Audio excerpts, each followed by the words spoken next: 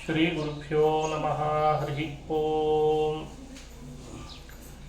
ಶುದ್ಧಾನಂದೋರು ಸಂವಿದ್ಯುತಿಬಲಬಹುಲೌದಾರ್ಯ ವೀರ್ಯಾದಿದೇಹಂ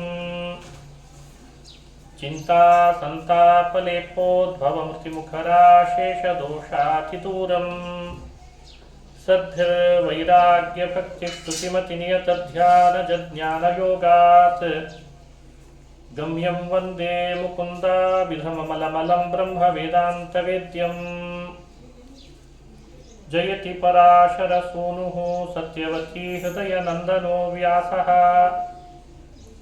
ಯಸ್ಯಾಸ್ಯ ಕಮಲಗಲಿತಂ ವಾङ्ಮಯಮೃತಂ ಜಗತ್ಪಿಬತಿ ನಾರಾಯಣಂ ಸುರಗುರುಂ ಜಗದೇಕನಾಥಂ ಭಕ್ತಪ್ರಿಯಂ ಸಕಲಲೋಕನಮಸ್ಕೃತಂ ಚ ತ್ರೈಗುಣ್ಯವರ್ಜಿತಮಜಂ ವಿಭುಮಾದ್ಯಮೀಶಂ ವಂದೇ ಭವಘ್ನಮರಾಸುರಸಿದ್ಧವಂದ್ಯಂ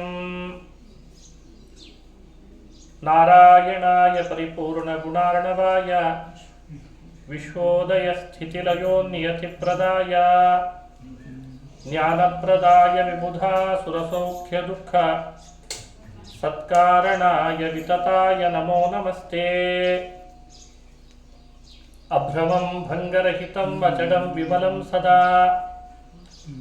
ಆನಂದತೀರ್ಥಮತುಡಂ ಭಜೆ ತಾಪತ್ರಯಾಪಹಂ ಮೂಕೋಪಿ ಯತ್ಪ್ರಸಾದೇನ ಮುಕುಂದಶಯನಾಯತೆ ರಾಜರಾಜಾಯತೆ ರಿಕ್ತೋ ರಾಘವೇಂದ್ರಂ ತಮಾಶ್ರಯೇ ಆಪಾದಮೌಲಿಪರ್ಯಂತಂ ಗುರುಣಾಮಾಕೃತಿಂ ಸ್ಮರೇತ್ ತೇನ ವಿಘ್ನಾಃ ಪ್ರಣಶ್ಯಂತಿ ಸಿದ್ಧ್ಯಂತಿ ಚ ಮನೋರಥಾಃ. ಸ್ವಸ್ತ್ಯಸ್ತು ಅಶೇಷಸತಾಂ ಸನ್ಮಂಗಲಾನಿ ಭವಂತು. ಶ್ರೀ ಹರಿವಾಯು ಗುರುಗಳ ಚರಣಾರವಿಂದಗಳಲ್ಲಿ ಭಕ್ತಿಪೂರ್ವಕ ಪ್ರಣಾಮಗಳನ್ನು ಅರ್ಪಿಸಿ ಹರಿವಂಶ ಮಹಾಭಾರತದ ಖಿಲ ಅಂತ ಪ್ರಸಿದ್ಧ. ಈ ಹರಿವಂಶದಲ್ಲಿ ಬರುವಂತಹ ಭಗವಂತನ ಮಹಿಮೆಗಳನ್ನು 3 ದಿನಗಳ ಕಾಲ ಯಥಾಮತಿಯಾಗಿ ಹೇಳೋ ಪ್ರಯತ್ನ ಮಾಡ್ತಾ ಇದ್ದೇನೆ. ನಿರ್ವಿಘ್ನವಾಗಿ ಜ್ಞಾನಸತ್ರ ಜ್ಞಾನಯಜ್ಞ ಪರಿಸಮಾಪ್ತಿಯಾಗಲಿ ಅಂತ ವಿಘ್ನೇಶ್ವರನ ಅಂತರ್ಯಾಮಿ ಭಾರತೀಯ ಮುಖ್ಯ ಪ್ರಾಣಾಂತರ್ಗತ ವಿಶ್ವಂಭರ ರೂಪಿ ಭಗವಂತನ ಪಾದಗಳಲ್ಲಿ ನಮಸ್ಕರಿಸಿ ಪ್ರಾರಂಭ ಮಾಡ್ತಾ ಇದ್ದೇನೆ. ಮಹಾಭಾರತ ವೇದವ್ಯಾಸರು ರಚನೆ ಮಾಡಿದ ಕೃತಿ. ವ್ಯಾಸರ ಹೃದಯವೇ ಒಂದು ಕ್ಷೀರಸಾಗರ. ಕ್ಷೀರಸಾಗರದಲ್ಲಿ ಮಂದರ ಪರ್ವತವನ್ನಿಟ್ಟು ಮಥನ ಮಾಡಿದಾಗ ಅಮೃತ ಬಂತು ಅಂತ ಕೇಳ್ತೇವೆ. ಅಮೃತದಂತೆ ಮೊದಲು ಪ್ರಾರಂಭದಲ್ಲಿ ಹಾಲಾಹಲ ವಿಷ, ಆಮೇಲೆ ಮದ್ಯ, ಪಾರಿಜಾತ, ಚಂದ್ರ, ಅಪ್ಸರೆಯರು, ದೇವತೆಗಳಿಗೆ ಬೇಕಾದ ಆಯುಧ, ವಾಹನ ಎಲ್ಲವನ್ನು ಕೊಟ್ಟದ್ದು ಕ್ಷೀರಸಾಗರ. ಅದೇ ಕ್ಷೀರಸಾಗರದಂತೆ ವ್ಯಾಸರ ಹೃದಯವೂ ಕ್ಷೀರಸಾಗರ. ನಿಮ್ಮೆಲ್ಲರ ಮೇಲಿಟ್ಟ ಕರುಣೆನೇ ಮಂದರ. ಕರುಣಾ ಮಂದರ ಪರ್ವತವನ್ನಿಟ್ಟು ಮಥಿಸಿದಾಗ ವೇದಗಳು ಅನ್ನು ಮಹಾಲಕ್ಷ್ಮಿ ಪ್ರಕಟಳಾದವು. 4 ವೇದಗಳು ಮಹಾಲಕ್ಷ್ಮಿ ಅಂತ ಭಾವಿಸಬೇಕು. ವ್ಯಾಸರ ಹೃದಯ ಕ್ಷೀರಸಾಗರವನ್ನು ಮಥಿಸಿದಾಗ ಬಂದವಳು ಮಹಾಲಕ್ಷ್ಮಿ ವೇದ. ಹಾಗೇನೆ ಬ್ರಹ್ಮಸೂತ್ರಗಳು ವ್ಯಾಸರ ಹೃದಯದಿಂದ ಬಂದದ್ದು ಬ್ರಹ್ಮಸೂತ್ರ. ಆ ಬ್ರಹ್ಮಸೂತ್ರಗಳನ್ನು ಅಮೃತ ಅಂತ ಭಾವಿಸಬೇಕು. ಅಮೃತ ಪಾನ ಮಾಡಿದರೆ ಮತ್ತೆ ಮರಣ ಇಲ್ಲ. ಅಜರರು ಅಮರರು ಅಂತ ದೇವತೆಗಳಿಗೆ ಆ ಕಾರಣಕ್ಕಾಗಿ ಹೆಸರು ಬಂತು. ದೇವತೆಗಳು ಮಾತ್ರ ಕುಡಿಬಹುದಾದ ಅಮೃತ ದೇವಲೋಕದಲ್ಲಿದೆ. ಮನುಷ್ಯರು ಕುಡಿದು ಅಮರರಾಗ್ಲಿಕ್ಕಿರುವ ಅಮೃತ ಅಂದರೆ ಬ್ರಹ್ಮಸೂತ್ರಾಮೃತ ಅಂತ ಹೇಳ್ತದೆ. ಭಾಗವತಾದಿ ಪುರಾಣಗಳು ವ್ಯಾಸರಿಂದಲೇ ಬಂದದ್ದು. ಪುರಾಣಗಳೆಲ್ಲ ಚಂದ್ರ ಅಂತ ತಿಳಿಬೇಕು. ಸೂರ್ಯನ ತಾಪಕ್ಕೆ ಬೆಂದಂಥವರಿಗೆ ರಾತ್ರಿ ಬರುವ ಚಂದ್ರ ತಂಪೆರಿತಾನೆ, ಮನಸ್ಸಿಗೆ ಆನಂದ ಆಗ್ತದೆ. ಹಾಗೆ ಸಂಸಾರದ ತಾಪದಲ್ಲಿ ಬೆಂದು ಹೋದವರಿಗೆ ಭಾಗವತಾದಿ ಪುರಾಣಗಳ ಚಂದ್ರ ತಂಪೆರಿತಾನೆ, ಸಂಸಾರದ ತಾಪಗಳನ್ನು ಕಳೀತಾನೆ. ಹಾಗಾಗಿ ಪುರಾಣಗಳನ್ನು ಚಂದ್ರ ಅಂತ ತಿಳಿಬೇಕು. ಮಹಾಭಾರತ ವ್ಯಾಸರ ಹೃದಯ ಕಡಲನ್ನು ಮಥಿಸಿದಾಗ ಬಂದ ಪಾರಿಜಾತ ಅಂತ ಹೇಳ್ತಾರೆ. ಪಾರಿಜಾತ ದೇವರಿಗೆ ಬಹಳ ಪ್ರಿಯಕರವಾದ ಪುಷ್ಪ. ಮಹಾಭಾರತ ಅಂದರೆ ಅದು ಪಾರಿಜಾತವೇ. ದೇವಲೋಕದಲ್ಲಿ ದೇವೇಂದ್ರ ನನ್ನ ನಂದನ ವನದಲ್ಲಿ ಪಾರಿಜಾತವನ್ನು ನೆಟ್ಟಿದ್ದಾನೆ. ಆ ಪಾರಿಜಾತ ಎಲ್ರಿಗೂ ಸಿಗಲ್ಲ. ಅದರದೇ ಸಂತತಿಯಲ್ಲಿ ಬಂದದ್ದು ಭೂಮಿಯಲ್ಲಿ ಅಲ್ಲಲ್ಲಲ್ಲಿ ಪಾರಿಜಾತ ಅಂತ ವೃಕ್ಷ, ಅದರಿಂದ ಹೂಗಳು ಬೆಳೀತಾರೆ. ಆದರೆ ಒಂದು ದಿನ ಒಂದು ಸ್ವಲ್ಪ ಹೊತ್ತರಲ್ಲೇ ಅದು ಏರಿಸಿದಾಗ ದೇವರಿಗೆ ಬಾಡಿ ಹೋಗ್ತದೆ. ಅದು ಭೌತಿಕವಾದ ಪಾರಿಜಾತ. ಯಾವತ್ತೂ ಬಾಡದ, ಕುಗ್ಗದ, ದುರ್ವಾಸನೆ ಬರದಂತಹ ಪಾರಿಜಾತ ಅಂದರೆ ಅದು ಮಹಾಭಾರತ ಅಂತ ಭಾವಿಸಬೇಕು. ಇತಯೇವ ಪುರಾಣ ಗೌರಗೋ ಸಮಹಾಭಾರತ ಪಾರಿಜಾತಕೆ ಸತಿಜಾತವತಿ ವ್ಯಜಾಯತ ಪ್ರವರಂ ಸೂತ್ರಗಣಾಮೃತಂ ಸ್ವಯಂ. ಸಮಹಾಭಾರತ ಪಾರಿಜಾತಕೆ ಅಂತ ಹೇಳಿದ್ದಾರೆ. ಪಾರಿಜಾತ ಅಂತಂದ್ರೆ ಮಹಾಭಾರತ ಅಂತ ತಿಳಿಯಿರಿ. ಇಂಥ ಪಾರಿಜಾತದಲ್ಲೇ ಸೇರಿರುವಂತಹದ್ದು ಅಂದರೆ ಮಹಾಭಾರತದಲ್ಲೇ ಸೇರಿರುವ ಮತ್ತೆ 3 ಪರ್ವಗಳನ್ನು ಒಳಗೊಂಡಂತಹ ಗ್ರಂಥ ಅದು ಹರಿವಂಶ. ಕೆಲವು ಪುಸ್ತಕಗಳನ್ನು ಮುದ್ರಣ ಮಾಡಿದ ಮೇಲೆ ಪರಿಶಿಷ್ಟ ಭಾಗ ಅಂತ ಇಟ್ಟಿರ್ತಾರೆ. ಕೊನೆಯಲ್ಲಿ ಖಿಲ ಭಾಗ ಅಂತ ಅದರಲ್ಲಿರುವ ಸಂಗತಿಗಳನ್ನು ಚೆನ್ನಾಗಿ ಅರಿತುಕೊಂಡು ಈ ಬೇರೆ ಪುಸ್ತಕಗಳನ್ನು ತಿಳಿಲಿ ಅಂತ ಅಭಿಪ್ರಾಯ. ಹಾಗೆ ಮಹಾಭಾರತ 18 ಪರ್ವ ರೂಪವಾಗಿದೆ. ಅದರ ಪರಿಶಿಷ್ಟ ಭಾಗವೇ ಹರಿವಂಶ ಅಂತ ಪ್ರಸಿದ್ಧಿ ಪಡೆದಿದೆ. ಹರಿವಂಶದಲ್ಲಿ ಹರಿವಂಶ ಪರ್ವ ಮೊದಲನೇದ್ದು, 2ನೇದ್ದು ವಿಷ್ಣು ಪರ್ವ, 3ನೇದ್ದು ಭವಿಷ್ಯ ಪರ್ವ ಅಂತ ಪ್ರಸಿದ್ಧಿ ಪಡೆದಿದೆ. ಸಭಾಪರ್ವ, ವನಪರ್ವ, ಅರಣ್ಯ ಪರ್ವ, ವನಪರ್ವ ಎರಡೂ ಒಂದೇ. ಉದ್ಯೋಗ ಪರ್ವ ಅಂತೆಲ್ಲ ಪರ್ವಗಳ ವಿಭಾಗ ಮಹಾಭಾರತದಲ್ಲಿ ಕೇಳ್ತೇವೆ. ಹರಿವಂಶದಲ್ಲಿಯೂ ಕೂಡ ಅದೇ ರೀತಿ ಪರ್ವಗಳಿದ್ದಾವೆ. ಹರಿವಂಶ ಪರ್ವ, ವಿಷ್ಣು ಪರ್ವ, ಭವಿಷ್ಯ ಪರ್ವ ಅಂತ ಅನುಸಂಧಾನ ಮಾಡಬೇಕು. ಈ ಪರ್ವಗಳಲ್ಲಿ ವಿಷ್ಣು ಪರ್ವ ಕೃಷ್ಣನ ಕಥೆಯನ್ನು ಹೆಚ್ಚು ಅನುಸಂಧಾನ ಮಾಡಿಸ್ತದೆ.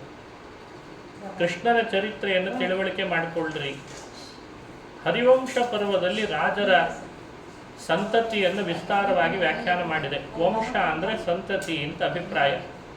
ಯಾವ ರಾಜರ ಮಕ್ಕಳು ಯಾರಾದರೂ ಹೇಗೆ ಸೃಷ್ಟಿಯಲ್ಲಿ ಬೆಳೆದು ಬಂತು ಅನ್ನೋದ್ರ ವಿಸ್ತಾರ ಎಲ್ಲ ಹರಿವಂಶ ಪರ್ವದಲ್ಲಿ ಬರ್ತದೆ. ಭವಿಷ್ಯ ಪರ್ವ ಮಹಾಭಾರತದ ಕಾಲದಲ್ಲಿ ಯಾವೆಲ್ಲ ರಾಜರ ಆಳಿ ಹೋದರೂ ನಂತರದ ಸಂತತಿಯಲ್ಲಿ ಬಂದ ಕೆಲವು ಸಂಗತಿಗಳನ್ನು ಅನುಸಂಧಾನ ಮಾಡ್ತದೆ. ಹೀಗೆ 3 ಪರ್ವಗಳನ್ನು ಒಳಗೊಂಡಂತಹ ಹರಿವಂಶ ಬಹಳ ಅದ್ಭುತವಾದ ಕೃತಿ. ಈ ಕೃತಿಯನ್ನು ವೈಶಂಪಾಯನ ಜನಮೇಜಯರ ಸಂವಾದದಲ್ಲಿ ಮೂಡಿಬಂತು ಅಂತ ತಿಳಿಸಿದ್ದಾರೆ. ಜನಮೇಜಯ ಅಂದರೆ ಪರೀಕ್ಷಿತ್ ರಾಜನ ಮಗ. ಅವನಿಗೆ ಮಹಾಭಾರತವನ್ನು ಉಪದೇಶ ಮಾಡಿದವರು ವೈಶಂಪಾಯನರು. ಯಾವುದೇ ಸಂಗತಿಗಳನ್ನು ಅನುಸಂಧಾನ ಮಾಡಿಸುವಾಗಲೂ ಯಾರಿಗೆ ಯಾರು ಯಾವಾಗ ಹೇಳಿದ್ರು ಅನ್ನೋದು ಬಹಳ ಮುಖ್ಯ. ಹಾಗಾಗಿ ವೈಶಂಪಾಯನರ ಜನಮೇಜಯರನ್ನು ಸ್ಮರಣೆ ಮಾಡಿ ಈ ಪುರಾಣವನ್ನು ಚಿಂತನೆ ಮಾಡಬೇಕು. ಅದೇ ರೀತಿ ಶೌನಕ ಮತ್ತು ಮಹಾನುಭಾವರಾದಂಥ ಸೂತ ಪುರಾಣಿಕರು ನೈಮಿಷಾರಣ್ಯದಲ್ಲಿ ಈ ಚರಿತ್ರೆಗಳನ್ನು ಅನುಸಂಧಾನ ಮಾಡುತ್ತಾರೆ ಅಂತ ಹೇಳಿದೆ. ಶೌನಕ ಸೂತರ ಸಂವಾದ, ವೈಶಂಪಾಯನ ಜನಮೇಜಯನ ಸಂವಾದ, ಹೀಗೆ ಇಬ್ಬರ ಸಂವಾದದೊಳಗೂ ಮೂಡಿ ಬರ್ತದೆ ಹರಿವಂಶ ಅಂತ ಅನುಸಂಧಾನ ಮಾಡಬೇಕು.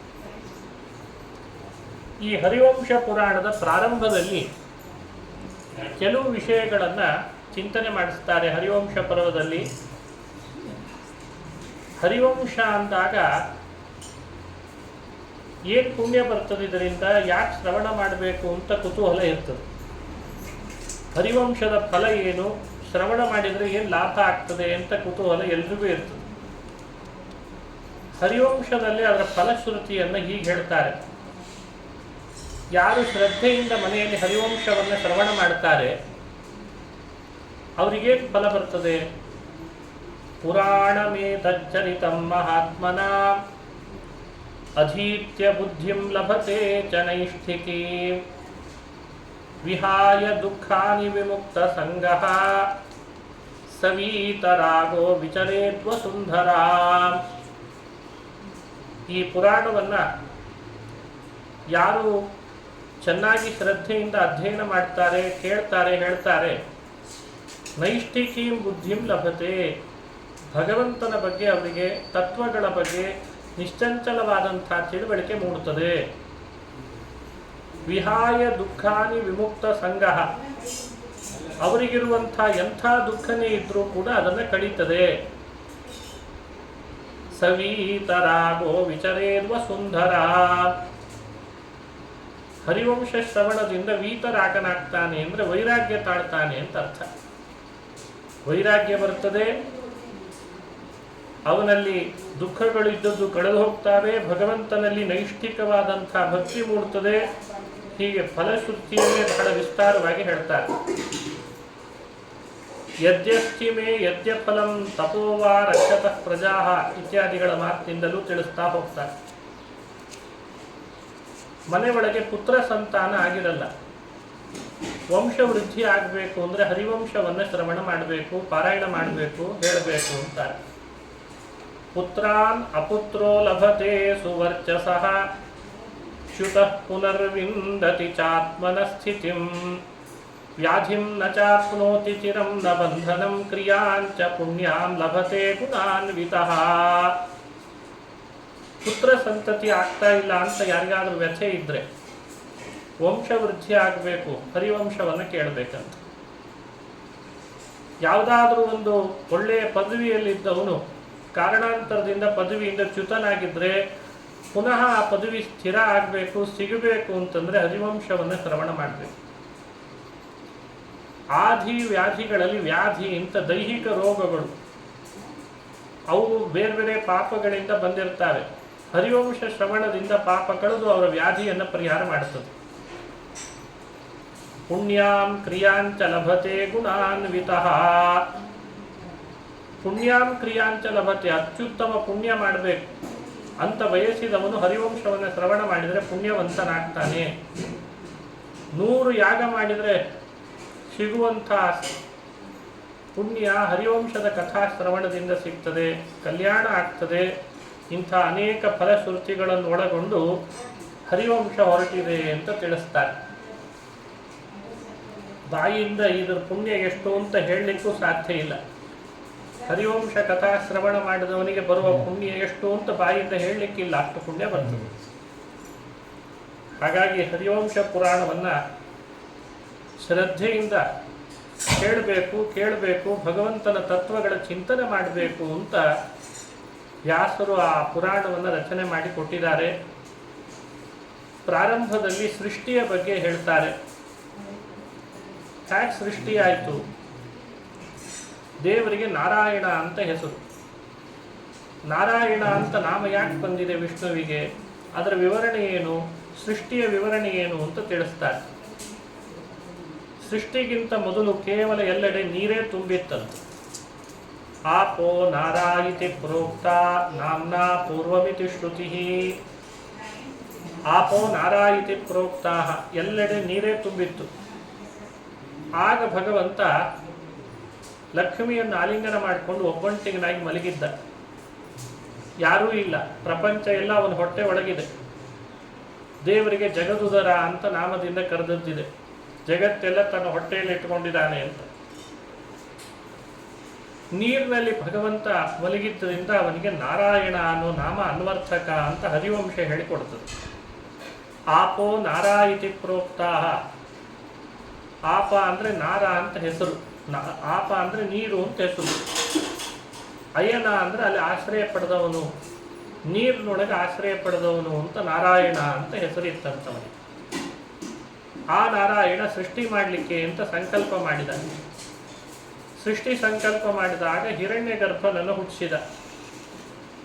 ತನ್ನ ನಾಭಿ ಕಮಲದಿಂದ ಚತುರ್ಮುಖನನ್ನು ಹುಟ್ಟಿಸಿದ. ಮೊದಲು ಆ ಬ್ರಹ್ಮನನ್ನ ಅಂಡ ಸೃಷ್ಟಿಯಾಗುವ ಮುನ್ನವೇ ಮಹತ್ತತ್ವದ ಅಭಿಮಾನಿಯಾಗಿ ಹುಟ್ಟಿಸಿದ್ದ ಅಂತ ವಿವರಣೆ ಕೊಡ್ತಾರೆ. ಆ ಬ್ರಹ್ಮನಿಂದ ಸೃಷ್ಟಿ ಮುಂದುವರಿಲಿ ಅಂತ ಭಗವಂತ ಇಚ್ಛೆ ಪಡಬೇಕು. ಇಚ್ಛೆ ಪಟ್ಟ. ಅಂಡವನ್ನು ನಾರಾಯಣನೇ ಸೃಷ್ಟಿ ಮಾಡಿದ. ಅಂಡವನ್ನು 2 ಭಾಗ ಮಾಡಿದ. ಆ ಭಾಗ ಮಾಡಿದ ಅಂಡದ ಒಳಗಿರುವಂತಹ ಆಕಾಶ, ಅದಕ್ಕೊಬ್ಬ ಅಭಿಮಾನಿ ಅಂತ ದೇವತೆಯನ್ನು ಮಾಡಿದ. ತಾನೇ ಒಳಗೆ ಪ್ರವೇಶ ಮಾಡಿ ಅಂಡದಲ್ಲಿ ಚತುರ್ಮುಖನನ್ನ ನಾಭಿ ಕಮಲದಿಂದ ಹುಟ್ಟಿಸಿ ಬ್ರಹ್ಮನ ಮೂಲಕವಾಗಿ ಸೃಷ್ಟಿ ನಡೀಲಿ ಅಂತ ಬ್ರಹ್ಮನಿಗೆ ಆದೇಶ ಮಾಡಿದ. ಹಿರಣ್ಯ ಗರ್ಭೋ ಭಗವಾನ್ ಉಷಿತ್ವಾ ಪರಿವತ್ಸರಂ ತದಂಡಮಕರೋದ್ವೈಧಂ ದಿವಂ ಭುವಮಥಾಪಿ ಚ. ಹಿರಣ್ಯಗರ್ಭೋ ಭಗವಾನ್, ಹಿರಣ್ಯಗರ್ಭ ಅಂದರೆ ಚತುರ್ಮುಖ ಬ್ರಹ್ಮ ಹುಟ್ಟಿದ. ಅಂಡ ಸೃಷ್ಟಿ ಮಾಡಿದ್ದ 2 ಭಾಗ ಮಾಡಿದ. ಒಂದು ದಿವ ಮತ್ತು ಭುವ ಅಂತ ಕರೀತಾರೆ. ದಿವಂಚ ದ್ಯು ಹಾಗೂ ಭೂ. ಅದರೊಳಗೆ ತಾನೇ ಪ್ರವೇಶ ಮಾಡಿದ ನಾರಾಯಣ. ಚತುರ್ಮುಖನಿಂದ ಸೃಷ್ಟಿ ಆರಂಭ ಆಗಲಿ ಅಂತ ಆರಂಭ ಮಾಡಿಸಿದ್ದ.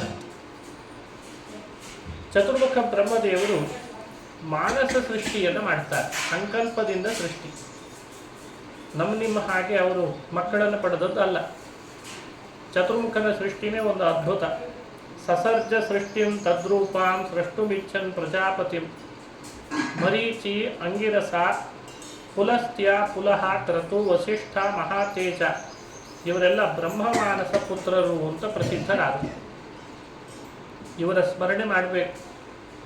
ನಮ್ಮ ಮನೆಯಲ್ಲಿ ಸಂತಾನ ನಿಲ್ತಾ ಇದೆ ಎಂದಾಗ ಇವರ ಸ್ಮರಣೆ ಮಾಡಿದರೆ ಸಂತತಿಯನ್ನು ಬೆಳೆಸ್ತಾರೆ.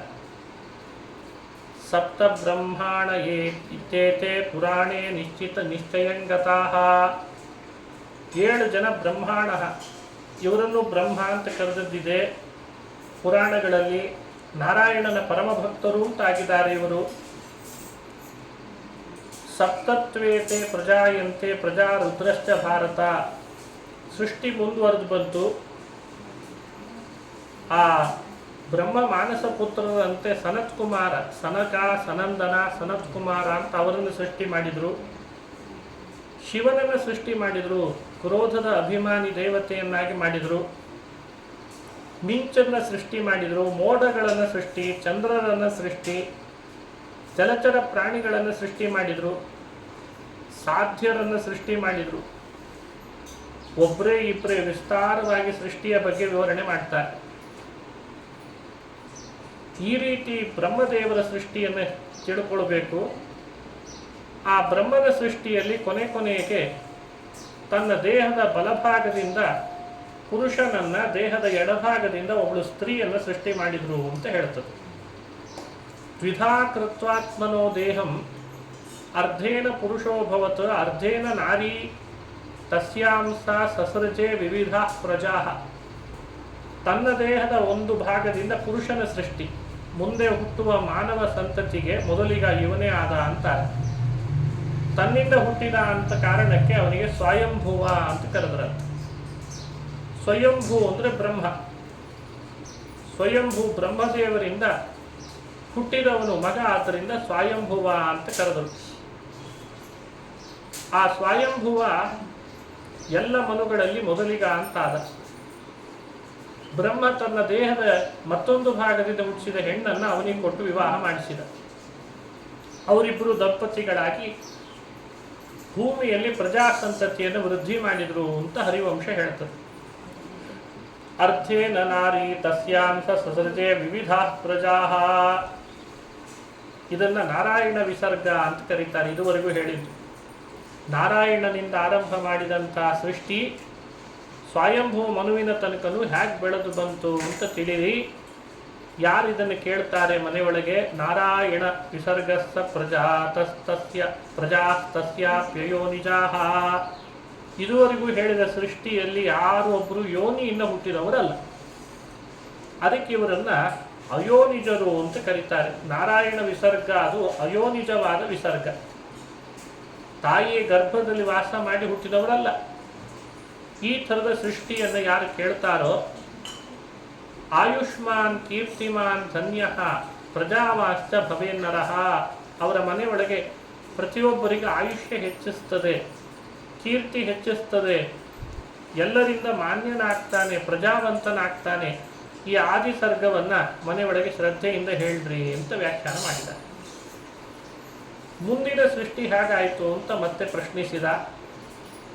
ಸ್ವಯಂಭೂ ಮನುವಿನಿಂದ ಆದಂತಹ ಸೃಷ್ಟಿಯ ವಿಸ್ತಾರ ಮಾಡಿ ಹೇಳ್ತಾರೆ. ಸ್ವಯಂಭೂ ಮನುವಿಗೆ ಪುರಾಣಗಳಲ್ಲಿ ಬೇರೆ ಬೇರೆಯಾಗಿ ಹೇಳಿದ್ದಿದೆ ಮಕ್ಕಳ ಸಂಖ್ಯೆಯನ್ನು. ಹರಿವಂಶ ವಿವರಣೆ ಮಾಡ್ತಾ ಬರ್ತದೆ. ಅವನಿಗೊಬ್ಬ ಮಗ ಇದ್ದಂತೆ, ಪ್ರಿಯವ್ರತ ಅಂತ ಒಬ್ಬ, ಇನ್ನೊಬ್ಬ ಮಗ ಇದ್ದ, ಅವನಿಗೆ ಉತ್ತಾನಪಾದ ಅಂತ ಹೆಸರಿಟ್ಟಿದ್ದ. ಪ್ರಿಯವ್ರತೋತ್ತಾನಪಾದೋ ವೀರಾತ್ ಕನ್ಯಾ ವ್ಯಜಾಯತ ಕಾಮ್ಯಾ ವ್ಯಜಾಯತ. ಭಾಗವತದಲ್ಲಿ ಶತರೂಪ ಅಂತ ಹೇಳಿದ್ದಾರೆ, ಹರಿವಂಶದಲ್ಲಿ ಕಾಮ್ಯ ಅಂತ ಅವಳಿಗೆ ಮತ್ತೊಂದು ಹೆಸರು ಹೇಳಿದ್ದಾರೆ. ಹಾಗಾಗಿ ಸ್ವಯಂಭೂ ಮನುವಿನ ಪತ್ನಿ ಕಾಮ್ಯಾಳಿಂದ ಪ್ರಿಯವ್ರತ ಮತ್ತು ಉತ್ತಾನಪಾದ ಅಂತ ಇಬ್ಬರು ಮಕ್ಕಳನ್ನು ಪಡೆದಿದ್ದ. ಆಮೇಲೆ ಆ ಪ್ರಿಯವ್ರತನಿಗೆ ಸಂತತಿ ವೃದ್ಧಿಯಾಯಿತು, ಉತ್ತಾನಪಾದನಿಗೂ ಸಂತತಿ ವೃದ್ಧಿಯಾಯಿತು ಅಂತ ಅದರ ಸಂತಾನವನ್ನು ಹೇಳ್ತಾರೆ. ಆ ಉತ್ತಾನಪಾದನಿಗೆ ಇಬ್ಬರು ಪತ್ನಿಯರು, ಇಬ್ಬರಲ್ಲಿ ಒಬ್ಬಳಲ್ಲಿ ಹುಟ್ಟಿದಂತಹ ಮಗನೇ ಧ್ರುವ ಅಂತ ಹೆಸರು ಪಡೆದಿದ್ದ. ಧ್ರುವ ಅಂದರೆ ಲೋಕದಲ್ಲಿ ಪ್ರಸಿದ್ಧಿ. ಅವನು ಮಾಡಿದ ತಪಸ್ಸಿನಿಂದ ಭಗವಂತ ಪ್ರಕಟನಾದ. ಧ್ರುವೋ ವರ್ಷ ಸಹಸ್ರಾಣಿ ತ್ರೀಣಿ ದಿವ್ಯಾನಿ ಭಾರತ ತಪಸ್ತೇಪೆ ಮಹಾರಾಜ ಪ್ರಾರ್ಥಯಂತು ಯಶಃ. ತಪಸ್ಸನ್ನು ಆಚರಣೆ ಮಾಡಿ ಭಗವಂತನನ್ನು ಪ್ರೀತಿಪಡಿಸಿ ಧ್ರುವಮಂಡಲದಲ್ಲಿ ಆತ ಧ್ರುವಪುರ ಅಂತ ಒಂದಿದೆ. ನಕ್ಷತ್ರ ಮಂಡಲ, ಶಿಂಶುಮಾರ ಮಂಡಲ ಆಕಾಶದಲ್ಲಿ ಕಾಣ್ತಾ ಇದೆ. ಅಲ್ಲೊಂದು ಧ್ರುವಪುರ ಅಂತಿದೆ. ಆ ಪುರದಲ್ಲಿ ವಾಸ ಮಾಡಿಕೊಂಡು ಇವತ್ತಿಗೂ ಬೆಳಗುತ್ತಾ ಇದ್ದಾನಂತೆ. ಇವನು ಉತ್ತಾನಪಾದನ ಸಂತಾನ ಅಂತ ಹರಿವಂಶ ಹೇಳ್ತದೆ. ಹೀಗೆ ಧ್ರುವನ ಮುಂದೆ ಬರೆದಂತಹ ಸಂತತಿ ಸಂವತ್ಸರ ಅಂತ ಒಬ್ಬ, ವತ್ಸರ, ಕಲ್ಪ ಅಂತ ಧ್ರುವಕುಮಾರನಿಗೆ ಮಕ್ಕಳು ಹುಟ್ಟಿದ್ರು. ಅವನ ಮಕ್ಕಳು ಹೇಗೆ ಮುಂದೆ ಜನ್ಮ ತಳೆದು ಬಂದರು ಅಂತ ಆ ಸಂತತಿಯನ್ನು ವಿಸ್ತಾರ ಮಾಡಿ ಹೇಳ್ತಾರೆ. ಹಾಗೆ ಗಂಧರ್ವರ ಸೃಷ್ಟಿ, ಅಪ್ಸರೆಯರ ಸೃಷ್ಟಿ, ರಾಕ್ಷಸರ ಸೃಷ್ಟಿ, ದಾನವರ ಸೃಷ್ಟಿ, ಎಲ್ಲ ಸೃಷ್ಟಿಯ ವಿಸ್ತಾರವೇ ಹರಿವಂಶ. ಒಂದು ಅಂಶವನ್ನು ನೆನಪಿಟ್ಟುಕೊಳ್ಳಿ ಅಂತಾರೆ. ದಕ್ಷ ಅಂತ ಒಬ್ಬ ಮಗ ಹುಟ್ಟಿದ್ದಂತೆ ಚತುರ್ಮುಖ ಬ್ರಹ್ಮನಿಗೆ. ಅವನನ್ನು ಪ್ರಜಾಪತಿ ಅಂತ ಬ್ರಹ್ಮದೇವರು ಮಾಡಿದರು. ಸ್ವಯಂಭೂ ಮನುವಿಗೆ ಒಬ್ಬಳು ಕನ್ಯೆ, ಅವಳಿಗೆ ಪ್ರಸೂತಿ ಅಂತ ಹೆಸರು. ಪ್ರಸೂತಿ ದೇವಿಯನ್ನು ದಕ್ಷನಿಗೆ ಕೊಟ್ಟು ಮದುವೆ ಮಾಡಿಸ್ತಾರೆ. ಹಾಗೆ ದಕ್ಷ ಪ್ರಸೂತಿ ದೇವಿಯಿಂದ ಸಂತಾನ ವೃದ್ಧಿ ಮಾಡ್ತಾನೆ, ಪ್ರಜೆಗಳನ್ನು ಸೃಷ್ಟಿ ಮಾಡ್ತಾನೆ. ಅದಕ್ಕೆ ಅವನು ಪ್ರಜಾಪತಿ ಅಂತ ಆದ. ಅದೇ ದಕ್ಷನಿಗೆ ಮತ್ತೊಂದು ಬಾರಿ ಉತ್ಪತ್ತಿ ಆಯಿತು ಅಂತ ಪುರಾಣಗಳು ಹೇಳ್ತಾರೆ. ಒಂದೊಂದು ಸಲ ಒಂದೊಂದು ರೀತಿ ಉತ್ಪತ್ತಿ ಆಯಿತು ಅಂದಾಗ ಕೇಳುವವರಿಗೆ ಹೇಳುವವರಿಗೆ ಸಮಸ್ಯೆ. ಎಷ್ಟು ಸಲ ಹುಡ್ತಾನಪ್ಪ ದಕ್ಷ, ಎಷ್ಟು ಸಲ ದೇವತೆಗಳು ಹುಡ್ತಾರೆ. ಪುರಾಣಗಳಲ್ಲಿ ಒಂದೊಂದು ಸಲ ಒಬ್ಬೊಬ್ಬರು ಎಲ್ಲೆಲ್ಲೋ ಹುಟ್ಟಿದ್ದಾರೆ ಅಂತಾರೆ. ಅದಕ್ಕೆ ಹರಿವಂಶ ಹೇಳುತ್ತು, ಉತ್ಪತ್ತಿಶ್ಚ ನಿರೋಧಶ್ಚ ನಿತ್ಯವು ಭೂತೇಶು ಭಾರತ ವಿಷಯೋತ್ರ ನಮುಹ್ಯಂತಿ ವಿದ್ಯಾವಂತಶ್ಚ ಯೇ ಜನಾಃ. ದೇವತೆಗಳ ಉತ್ಪತ್ತಿಯ ಬಗ್ಗೆ, ದೇವತೆಗಳ ನಿರೋಧದ ಬಗ್ಗೆ ಮೋಹ ಹೋಗಬಾರ್ದು. ಅವು ನಿತ್ಯವಾಗಿವೆ. ಅಲ್ಲಲ್ಲಿ ದೇವತೆಗಳು ಹುಟ್ಟುತ್ತಿರ್ತಾರೆ, ಮತ್ತೆ ಮತ್ತೆ ಹುಡ್ತಾರೆ. ಅವರ ಉತ್ಪತ್ತಿ, ಅವರ ವಿರೋಧ ಬಹಳ ಬಾರಿ ಇದ್ದದ್ರಿಂದ ನಾವು ಅದನ್ನು ತಪ್ಪಾಗಿ ವ್ಯಾಖ್ಯಾನಿಸಬಾರ್ದು ಅಂತಾರೆ. ಯುಗೇ ಯುಗೇ ಭವಂತೇತೆ ಸರ್ವೇ ದಕ್ಷಾದಯೋ ನೃಪ.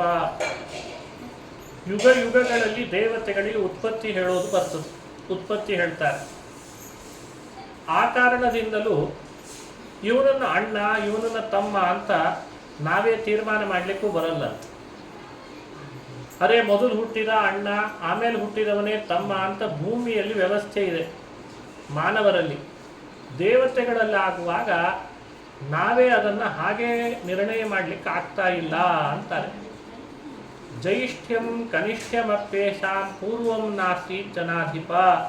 ಹಿಂದೆ ದೇವತೆಗಳ ಸೃಷ್ಟಿ ಆಗುವಾಗ ಹುಟ್ಟಿನಿಂದಲೇ ಜೈಷ್ಠ್ಯ ಕನಿಷ್ಠ ಅಂತ ನಿರ್ಣಯಿಸ್ಲಿಕ್ಕೆ ಆಗ್ತಿರ್ಲಿಲ್ಲ, ಆ ವ್ಯವಸ್ಥೆ ಇರಲಿಲ್ಲ ಅಂತ ತಿಳಿಸಿದ್ರು. ಇಮಾಂ ಹಿ ಸೃಷ್ಟಿಂ ದಕ್ಷಸ್ಯ ಯೋ ವಿದ್ಯಾತ್ ಸಚರಾಚರಂ. ಇದುವರೆಗೂ ಹೇಳಿದ ದಕ್ಷನ ಉತ್ಪತ್ತಿ, ಅದರ ಹಿಂದೆ ಹೇಳಿದಂಥ ಸಂತತಿಯ ವಿವರಣೆ ಯಾರು ಕೇಳ್ತಾರೋ ಅವರು ಸ್ವರ್ಗಲೋಕದಲ್ಲಿ ಹೆಚ್ಚು ಯಶಸ್ಸನ್ನು ಪಡೆದು ಕೀರ್ತಿವಂತರಾಗಿ ಅಲ್ಲಿ ವಾಸ ಮಾಡ್ತಾರೆ. ಜನಮೇಜಯನಿಗೆ ಮತ್ತೆ ಕುತೂಹಲ ಆಯಿತು. ದಕ್ಷನ ಸೃಷ್ಟಿ ಬಗ್ಗೆನೇ ಇಷ್ಟು ವಿಸ್ತಾರ ಇದೆ ಅಂದರೆ ಬೇರೆ ಬೇರೆ ದಾನವರ ಸೃಷ್ಟಿ, ದೇವತೆಗಳ ಸೃಷ್ಟಿ ಇನ್ನೆಷ್ಟು ಅದ್ಭುತ ಇರಬೇಡ, ಅದನ್ನು ಹೇಳ್ರಿ. ದೇವಾನಾಂ ದಾನವಾನಾಂಚ ಗಂಧರ್ವೋ ರಗರಕ್ಷಸಾಂ. ಗಂಧರ್ವರ ಸೃಷ್ಟಿ, ಉರಗಗಳ ಸೃಷ್ಟಿ ಎಲ್ಲ ಹೇಳ್ರಿ ವಿಸ್ತಾರ ಅಂದಾಗ ಅದರ ಬಗ್ಗೆ ವಿವರಣೆ ಕೊಡ್ತಾರೆ. ಹ್ಯಾಕ್ ಸೃಷ್ಟಿ ಆಯಿತು ಪ್ರಜಾಸಂತತಿ ಅಂದರೆ, ದಕ್ಷ ಪ್ರಜಾಪತಿಗೆ ಸಾವಿರಾರು ಜನ ಮಕ್ಕಳು ಹುಟ್ಟಿದರಂತೆ. ಆದರೆ ಯಾರಿಂದಲೂ ಸಂತತಿ ಮುಂದೆ ವೃದ್ಧಿ ಆಗಲಿಲ್ಲ. ಶಬಲಾಶ್ವ ಅಂತ ಒಂದು ಗುಂಪಿಗೆ ಹೆಸರಿಟ್ಟಿದ್ದಂತೆ. ಶಬಲಾಶ್ವ, ಆ ಗುಂಪಿಗೆ, ಅವರ ಮಕ್ಕಳ ಒಂದು ಗುಂಪಿಗೆ ಶಬಲಾಶ್ವ 1, ಶಬಲಾಶ್ವ 2, ಶಬಲಾಶ್ವ 3 ಅಂತ ಕರಿತಿದ್ದಂತೆ. ಹರಿಯಶ್ವ ಅಂತ ಮತ್ತೊಂದು ಗುಂಪು, ಅವನಿಗೆ ಹುಟ್ಟಿದ ಮಕ್ಕಳು, ಅವರಿಂದಲೂ ವಂಶವೃದ್ಧಿ ಆಗಲೇ ಇಲ್ಲ. ಆದರೆ ಆತ 60 ಜನ ಕನ್ಯೆಯರನ್ನು ಪಡೆದ. ಗಂಡು ಸಂತತಿಯಿಂದ ವೃದ್ಧಿ ಆಗಲಿಲ್ಲ. ದಕ್ಷ ಪ್ರಜಾಪತಿಯ ಪ್ರಜೆಗಳ ವೃದ್ಧಿ ಆಗಲಿಲ್ಲ. ನಾವು ಅಂದ್ಕೊಂಡಿರ್ತೀವಿ ಗಂಡು ಹುಟ್ಟಿದ್ರಷ್ಟೇ ಸಂತತಿ ವೃದ್ಧಿ ಆಗ್ತದೆ ಅಂತ. ದಕ್ಷ ಪ್ರಜಾಪತಿ ಅದಕ್ಕೆ ಅಪವಾದ ಅಂತದೆ ಹರಿವಂಶ. ಅವನಿಗೆ ಗಂಡು ಸಂತತಿಯಿಂದ ವೃದ್ಧಿ ಮಾಡಲಿಕ್ಕೆ ಆಗಲೇ ಇಲ್ಲ. 60 ಜನ ಕನ್ಯೆಯರನ್ನು ಪಡೆದ. ದಕ್ಷಸ್ಯ ವೈ ದುಹಿತರಿ. ದಕ್ಷನ 60 ಜನ ಕನ್ಯೆಯರಲ್ಲಿ 60 ಕನ್ಯೆಯರನ್ನು ವಿವಾಹ ಮಾಡಿಕೊಟ್ರೆ ಬೇರೆ ಬೇರೆ ಅವರ ವಂಶವೃದ್ಧಿ ಆಯ್ತಂತೆ. ಕೆಲವರನ್ನು ದೇವತೆಗಳಿಗೆ ಕನ್ಯಾದಾನ ಮಾಡಿದ, ಕೆಲವರನ್ನು ಋಷಿಗಳಿಗೆ ಅಂತ ಕನ್ಯಾದಾನ ಮಾಡಿದ. ಅದರಿಂದ ಪ್ರಜಾಸಂತತಿ ವೃದ್ಧಿ ಆಯಿತು ಅಂತ ವಿವರಣೆ ಮಾಡ್ತದೆ. 60 ಕನ್ಯೆಯರಲ್ಲಿ ದಕ್ಷ ಪ್ರಜಾಪತಿ 10 ಜನರನ್ನು ಯಮದೇವರಿಗೆ ಕೊಟ್ಟು ಮದುವೆ ಮಾಡಿಸಿದ್ದಂತೆ. ದದೌಸ ದಶ ಧರ್ಮಾಯ ಕಶ್ಯಪಾಯ 13. 10 ಜನ, 60ರಲ್ಲಿ 10 ಕಳೆದ್ರೆ ಎಷ್ಟು ಉಳಿತು? 50 ಉಳಿತು. ಆ 50ರಲ್ಲಿ ಪುನಃ 13 ಕನ್ಯೆಯರನ್ನು ಕಶ್ಯಪರಿಗೆ ಮದುವೆ ಮಾಡಿಸಿದ್ದಂತೆ. 13 ದಿತಿ, ಅದಿತಿ, ಧನು, ಕರ್ದ್ರು, ಕೀಕಸ, ವಿನತ, ಸುರಭಿ, ಹೀಗೆಲ್ಲ ಅವರ ನಾಮಗಳನ್ನು ವಿವರಣೆ ಮಾಡ್ತಾರೆ. 60 ಕನ್ಯೆಯರಲ್ಲಿ 13 ಕನ್ಯೆಯರನ್ನು ಕಶ್ಯಪರಿಗೆ ಮದುವೆ ಮಾಡಿಸಿಬಿಟ್ಟ. 27 ಕನ್ಯೆಯರನ್ನು ಚಂದ್ರನಿಗೆ ಕೊಟ್ಟು ಮದುವೆ ಮಾಡಿಸಿದ. 27 ಸೋಮಾಯ.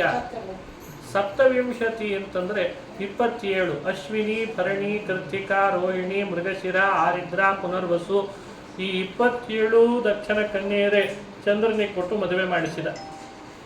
ಚತಸ್ರೋ ಅರಿಷ್ಟನೇಮಯೇ. 4 ಕನ್ಯೆಯರನ್ನು ಅರಿಷ್ಟನೇಮಿ ಅಂತ ಒಬ್ಬ ಋಷಿಗಳಿಗೆ ಕೊಟ್ಟು ಮದುವೆ ಮಾಡಿದ. ದ್ವೇ ಚೈವ ಬಹುಪುತ್ರಾಯ. ಬಹುಪುತ್ರ ಅಂತ ಹೆಸರಿನ ಒಬ್ಬ ಋಷಿಗಳಿದ್ರಂತೆ, ಅವರ ಹೆಸರೇ ಬಹುಪುತ್ರ. ಅವರಿಗೆ ಕೊಟ್ಟು 2 ಕನ್ಯೆಯರನ್ನು ಮದುವೆ ಮಾಡಿಕೊಟ್ಟ. ದ್ವೇ ಚೈವಾಂಗಿರಸೇ ತಥಾ. ಇನ್ನಿಬ್ಬರನ್ನ ಅಂಗಿರಸ ಅಂತ ಒಬ್ಬ ಮುನಿಗಳು, ಅವರಿಗೆ ಕನ್ಯಾದಾನ ಮಾಡಿದ. ದ್ವೇ ಭೃಷಾಶ್ವಾಯ ವಿದುಷೆ. ಇನ್ನಿಬ್ಬರನ್ನ ಭೃಷಾಶ್ವ ಅಂತ ಒಬ್ಬ ಮುನಿಗಳಿದ್ರಂತೆ, ಅವರಿಗೆ ಕೊಟ್ಟು ಮದುವೆ ಮಾಡಿಕೊಟ್ಟ. ಹೀಗೆ 60 ಕನ್ಯೆಯರನ್ನ ವಿವಾಹ ಮಾಡಿಕೊಟ್ಟು ಮಹಾನುಭಾವನಾದ ದಕ್ಷ ಎಲ್ಲೆಡೆ ಪ್ರಜಾಸಂತತಿ ಹುಟ್ಟಲಿಕ್ಕೆ ಕಾರಣನಾಗಿದ್ದಾನೆ ಅಂತ ಯಾರು ಶ್ರವಣ ಮಾಡ್ತಾರೋ ಅವರ ಮನೆಯಲ್ಲಿ ವಂಶವೃದ್ಧಿ ಆಗ್ತದೆ ಅಂತ ಹೇಳ್ತಾರೆ. ಎಂಥ ಅದ್ಭುತ ಹರಿವಂಶ. ಆ 60 ಕನ್ಯೆಯರ ಹೆಸರು ಏನು ಅಂತ ಕುತೂಹಲ ಆಯಿತು ಜನಮೇಜಯನಿಗೆ. ಅದನ್ನು ಕೇಳಬೇಕಲ್ಲ ಅಂತ. ಯಾರ್ಯಾರ ಸಂತತಿ ಹೇಗೆ ಬೆಳೀತು ಅದನ್ನು ಹೇಳ್ರಿ ಎಂದದ್ದಕ್ಕೆ ಯಮಧರ್ಮರಾಜನಿಗೆ ಕೊಟ್ಟ 10 ಕನ್ಯೆಯರ ಹೆಸರೇನು, ಚಂದ್ರನಿಗೆ ಕೊಟ್ಟಂತಹ 27 ಕನ್ಯೆಯರ ಹೆಸರೇನು, ಕಶ್ಯಪರಿಗೆ ಕೊಟ್ಟಂತಹ 13 ಜನ ಕನ್ಯೆಯರ ಹೆಸರೇನು, ಅವರಲ್ಲಿ ಸಂತತಿ ಹೇಗೆ ಬೆಳೀತು, ಅವರಿಗೇನು ನಾಮ, ಅದನ್ನು ವಿಸ್ತಾರ ಮಾಡಿ ಹೇಳ್ತಾರೆ. ಇದು ಹರಿವಂಶ ಪರ್ವದಲ್ಲಿ ನಾವು ಕೇಳೋದು. ಅರುಂಧತಿ ವಸುರ್ಜಾಮಿ ಲಂಬಾ ಭಾನುರ್ಮರುತ್ವತಿ ಸಂಕಲ್ಪ ಚ ಮುಹೂರ್ತ ಚ ಸಾಧ್ಯ ವಿಶ್ವಾ ಚ ಭಾರತ. ಈಗ ಹೇಳಿದ ಈ ಹೆಸರುಗಳೆಲ್ಲ ಯಮಧರ್ಮರಾಜನ 10 ಪತ್ನಿಯರ ಹೆಸರು ಅಂತ ಹೇಳ್ತಾರೆ. ಧರ್ಮಪತ್ನಿಯೋ ದಶಶ್ವೇತಾ. ಧರ್ಮರಾಜನ ಪತ್ನಿಯರಿವರೆಲ್ಲ ಒಬ್ಬೊಬ್ಬರಲ್ಲಿಯೂ ಮಕ್ಕಳನ್ನು ಪಡೆದ ಯಮಧರ್ಮರಾಜ, ಅವ್ರಿಗೆ ಮತ್ತೆ ನಾಮಕರಣ ಮಾಡಿದ, ಅವರು ವಿಸ್ತಾರವಾಗಿ ಬೆಳೆದ್ರು ಅಂತ ಹೀಗೆ ವಿವರಣೆ ಕೊಡ್ತಾ ಬರ್ತಾರೆ. ಇದು ಒಂದು ಅಂಶ. ಯಮನ ಸಂತತಿ ಹೇಗೆ ವೃದ್ಧಿ ಆಯಿತು, ಧರ್ಮ ಹೇಗೆ ತನ್ನ ಸಂತತಿ ವೃದ್ಧಿ ಮಾಡಿದ ಅಂತ. ಇನ್ನೊಂದು ಅಂಶ, ಇದೇ ಸಂತತಿಯನ್ನು ಹೇಳುವಾಗ ವಸುಗಳು ಅಂತ ಹೇಳ್ತಾರೆ. 8 ಜನ ವಸುಗಳು, ವಸು, ರುದ್ರ, ಆದಿತ್ಯ ಅಂತ 3 ಗುಂಪು. 3 ಗುಂಪುಗಳಲ್ಲಿ ವಸುಗಳು 8, ಆದಿತ್ಯರು 12, ರುದ್ರರು 11. ವಸು, ರುದ್ರ, ಆದಿತ್ಯ. ಹರಿವಂಶದ ಪ್ರಾರಂಭದಲ್ಲಿ ಇವರ ಬಗ್ಗೆ ವಿವರಣೆ ಕೊಡ್ತಾರೆ. ಶ್ರಾದ್ದ ಮಾಡುವಾಗ ಈ 3ರಿಂದಲೇ ಮಾಡೋದು.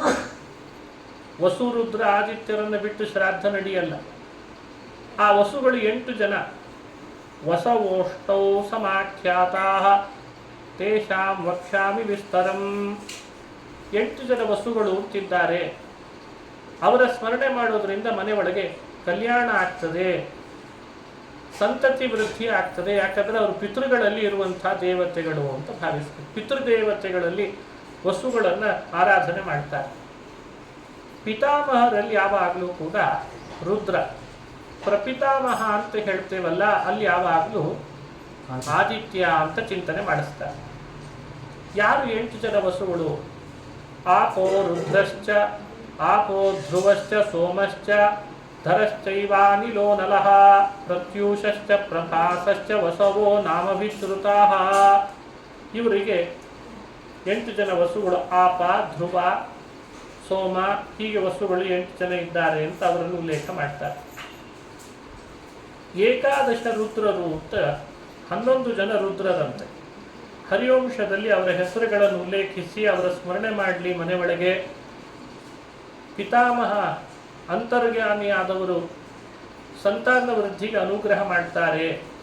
ಅಜೈ ಕಪಾದಹಿರ್ಬುಧ್ನಿ ತ್ವಷ್ಟಾ ರುದ್ರಶ್ಚ ವೀರ್ಯವಾನ್ ತ್ವಷ್ಟುಶ್ಚಾತ್ಮಜ ಶ್ರೀಮಾನ್ ವಿಶ್ವರೂಪೋ ಮಹಾಯಶಃ.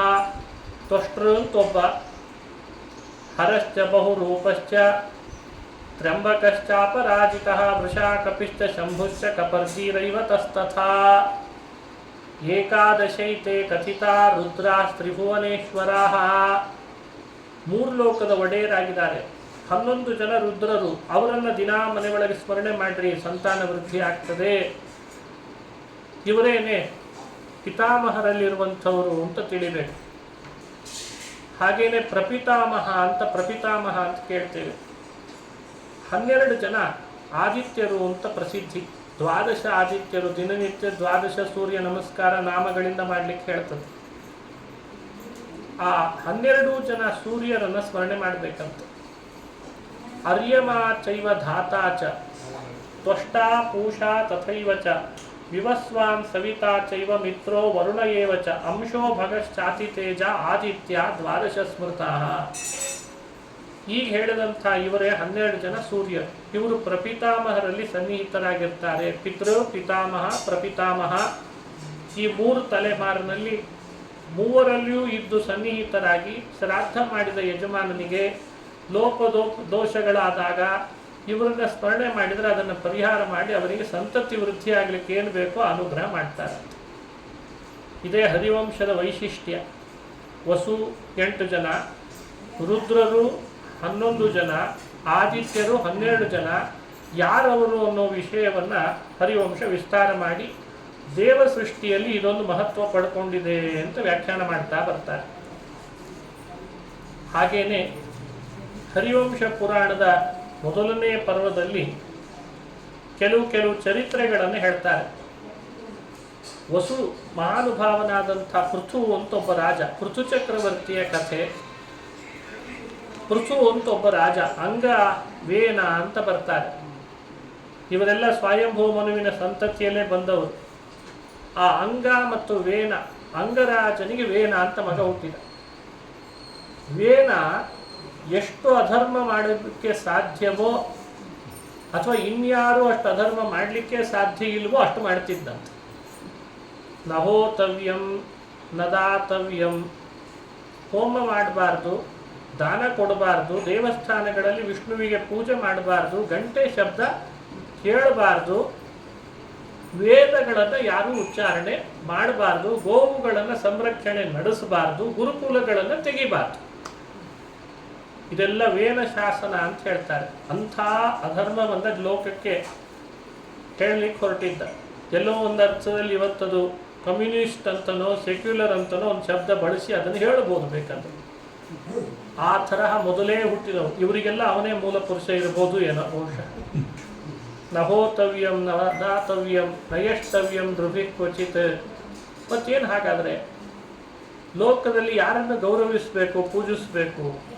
ವೇದ ಹೇಳ್ತಾ ಇದ್ದ, ಯಾರು ಆಡಳಿತ ನಡೆಸ್ತಾರಲ್ಲ ಅವನೇ ದೇವರು, ಆಡಳಿತಗಾರನೇ ರಾಜ, ರಾಜ ಅಂದರೆ ದೇವರು. ರಾಜ ಪ್ರತ್ಯಕ್ಷ ದೇವತಾ ಅಂತ ಪ್ರಸಿದ್ಧ ಇದೆ. ಪ್ರತ್ಯಕ್ಷ ದೇವತೆ ಅಂದರೆ ರಾಜ, ಅವನಿಗೆ ಎಲ್ಲ ಗೌರವ ಕೊಡಬೇಕು, ನಾನಿಗಿಂತ ಬೇರೆ ದೇವರೇ ಇಲ್ಲ ಅಂತ ಅವನ ವಾದ. ಸ್ವಲ್ಪ ದಿವಸ ನೋಡಿದ್ರು, ಎಲ್ಲ ಸಾತ್ವಿಕರು ಸಜ್ಜನರು ಸೇರ್ಕೊಂಡು ಅವನ ಹತ್ರ ಬಂದು ಹೇಳಿದ್ರಂತೆ, ಸರಿ ಹೋಗ್ತೀಯೋ ನಾವೇ ಸರಿ ಮಾಡೋಣವೋ ಅಂತಂದ್ರು. ಕೆಲವೊಮ್ಮೆ ಸಿಸ್ಟಮ್ ಕರಪ್ಟ್ ಆದಾಗ ಭಾಳ ದಿವಸ ತಡ್ಕೊಳ್ಳೋದಿಲ್ಲ ಯಾರು. ನೀವೇ ಸರಿ ಹೋಗ್ತೀಯೋ ನಾವೇ ಸರಿ ಮಾಡೋಣವೋ ಅಂತ ಕೇಳಿದ್ರು. ನಾನಂತೂ ಸರಿ ಹೋಗಲ್ಲ ಅಂದವೇನ, ಹೀಗೆ ಇರೋದು ನನ್ನ ಆಡಳಿತ, ಇದ್ರೆ ಇರ್ರಿ ಇಲ್ಲದೆ ಇದ್ರೆ ಎದ್ದು ಹೋಗ್ರಿ ಅಂತಂದ. ನಾವೇನು ಎದ್ದು ಹೋಗಲ್ಲ, ನೀನು ಹೇಗೆ ಹೋಗಬೇಕು ಹಾಗೆ ನಾವು ಮಾಡ್ತೇವೆ ಅಂತ ಅವನು ಸುತ್ತಲೂ ನಿಂತುಕೊಂಡು ಓಂಕಾರವನ್ನು ಉಚ್ಚಾರಣೆ ಮಾಡಿದ್ರು. ಓಂಕಾರ ಎಷ್ಟು ಜೋರಾಗಿ ಉಚ್ಚಾರಣೆ ಮಾಡಿದ್ರು ಅಂದರೆ ಅದೊಂದು ಆಯುಧವಾಗಿ ಬಿಡ್ತಂತೆ. ಆಯುಧವೇನೆ ವೇನನ ಒಳಗೆ ಹೋಗಿ ಪ್ರವೇಶ ಮಾಡಿ ಅವನನ್ನು ಕೊಂದು ಹೊರಗೆ ಬಂತಂತೆ. ಓಂಕಾರದ ಆ ನಾದ ವೇನನನ್ನೇ ಕೊಂದು ಹಾಕಿಬಿಡ್ತು. ಇಲ್ಲೇನು ವಿಷ್ಣುನೇ ಅವತಾರ ಮಾಡಿ ಬರಲಿಲ್ಲ. ಅಧರ್ಮ ಹೆಚ್ಚಾದಾಗ ಓಂಕಾರದ ಶಕ್ತಿ ತೋರಿಸ್ಬಿಡ್ತು. ಇಂಥ ಆಯುಧ ಬಳಸಿದ್ದಾರೆ. ಆದರೆ ಅರಾಜಕತೆ ಬಂತಂತೆ. ಭೂಮಿಯನ್ನು ಆಳ್ಲಿಕ್ಕೆ ಒಬ್ಬ ರಾಜ ಇಲ್ಲ, ಯಾರು ರಾಜ ಅಂತ ಅರಾಜಕತೆ ಬಂತು. ಆ ವೇನನ ದೇಹದ ಎರಡು ಭಾಗ, ಒಂದು ಅವನ ದೇಹದ ಬಲಭುಜ, ಇನ್ನೊಂದು ಅವನ ದೇಹದ ಬಲ ತೊಡೆ. ಬಲ ತೊಡೆ ಮಥನ ಮಾಡಿದ್ರಂತೆ. ವೇದ ಮಂತ್ರಗಳಿಂದ ಅಭಿಮಂತ್ರಣ ಮಾಡಿ ವೇದಜ್ಞರೆಲ್ಲ ಸೇರಿಕೊಂಡು ತೊಡೆ ಮಥನ ಮಾಡಿದರೆ ಒಬ್ಬ ಕಪ್ಪು ಮೈಬಣ್ಣದ ಮಗ ಹುಟ್ಟಿದ. ಎತ್ತೆತ್ರ ಕುಣಿಲಿಕ್ಕೆ ಶುರು ಮಾಡಿದ. ಕುಣಿತಾ ಇದ್ದಾನೆ. ಸಂಸ್ಕೃತದಲ್ಲಿ ಬಹಳ ಕುಣಿತಾ ಇರುವಾಗ ಕೂಡು ಅಂತ ಹೇಳಬೇಕಲ್ಲ, ನಿಷೀದ ಅಂತಂದ್ರಂತೆ. ನಿಷೀದ ಅಂದರೆ ಕೆಳಗೆ ಕೂಡು, ಬಹಳ ಹಾರಾಡಬೇಡ ಅಂತ ಅರ್ಥ. ನಿಷೀದ ಅಂತಂದಾಗ ಅವನಿಗೆ ಕೂಡ್ಲಿಕ್ಕೆ ಆಗ್ತಿಲ್ಲ. ನಿಷೀದ ಅಂತ ಬಾಯಲ್ಲಿ ಹೇಳಿದ್ದಾರೆ. ಅವನಿಗೆ ಅದೇ ನಾಮವೂ ಆಯಿತು. ಅವನಿಂದ ಮುಂದುವರೆದದ್ದೇ ನಿಷಾದ ಅಂತ ಆಯ್ತಂತೆ, ಬೇಡರ ಗುಂಪು. ಬಹಳ ಹಾರಾಡ್ತಾ ಇದ್ರೆ ಲೋಕದಲ್ಲಿ ಅವರಿಂದ ಯಾವ ವ್ಯವಸ್ಥೆಯನ್ನು ಮಾಡಲಿಕ್ಕೆ ಆಗಲ್ಲ. ನೀವು ಕಾಡಿನಲ್ಲಿ ಇರಬೇಕು, ನಾಡಿನಲ್ಲಿ ಆಡಳಿತ ನಡೆಸಲಿಕ್ಕೆ ಆಗಲ್ಲ, ನೀವು ಕಾಡಿನಲ್ಲಿ ಇದ್ದು ಬಿಡ್ರಿ ಅಂತ ಕಳಿಸಿದ್ರ. ಹಾಗಾಗಿ ನಿಷಾದ, ಅವನು ನಿಷಾದ ಆಗಿಬಿಟ್ಟ. ಬಲಭುಜ ಮಥನ ಮಾಡಿದ. ವೇನನ ದೇಹದ ಬಲಭುಜಗಳನ್ನು ಮಥನ ಮಾಡಿದಾಗ ಅಲ್ಲೊಬ್ಬ ಮಗ ಹುಟ್ಟಿದ. ನೋಡಲಿಕ್ಕೆ ಲಕ್ಷಣ ಸಂಪನ್ನ. ಅವನಿಗೆ ಶಂಖ ಚಕ್ರಗಳ ಚಿಹ್ನೆಗಳು ಸ್ವಾಭಾವಿಕವಾಗಿ ದೇಹದ ಭುಜಗಳಲ್ಲಿ ಮೂಡಿದ್ವಂತೆ. ವಿಷ್ಣು ಸದೃಶನಿದ್ದಾನೆ ಅಂತ ವೇದಜ್ಞರು ಅವನನ್ನು ಬೆಳೆಸಿದರು, ಶಿಕ್ಷಣ ಕೊಟ್ಟರು, ಸಂಸ್ಕಾರ ಕೊಟ್ಟರು. ಯೌವನಕ್ಕೆ ಬರುವಷ್ಟರಲ್ಲೇ ಅವನು ಒಳ್ಳೆ ತಿಳುವಳಿಕಸ್ಥನಾದ. ಅರಾಜಕತೆ ದೂರ ಆಗಬೇಕು ಅಂತ ಇವನನ್ನು ರಾಜನನ್ನು ಮಾಡಿದ್ರಂತೆ. ಪಟ್ಟಾಭಿಷೇಕ ಮಾಡಿ ರಾಜನನ್ನು ಮಾಡಿದ್ರು. ಅವನಿಗೆ ಪೃಥು ಅಂತ ನಾಮಕರಣ ಮಾಡಿದರು. ಅವನು ಭೂಮಿಯನ್ನು ಧರ್ಮದಿಂದ ಆಳಿದ, ಎಲ್ಲರಿಗೆ ವೃತ್ತಿ ಕಲ್ಪಿಸಿದ. ಬ್ರಾಹ್ಮಣ, ಕ್ಷತ್ರಿಯ, ವೈಶ್ಯ, ಶೂದ್ರ ಅನ್ನುವ ವರ್ಣಗಳ ವ್ಯವಸ್ಥೆಯನ್ನು ಕಾಪಾಡಿದ. ಹಾಗಾಗಿ ಭೂಮಿಗೆ ಅವನ ಹೆಸರು ಶಾಶ್ವತವಾಗಿ ಉಳಿದು ಪೃಥ್ವಿ ಅಂತ. ಪೃಥ್ವಿ ಅಂದರೆ ಪೃಥ್ವಿನ ಆಡಳಿತ ಅಷ್ಟು ಚೆನ್ನಾಗಿತ್ತಂತೆ.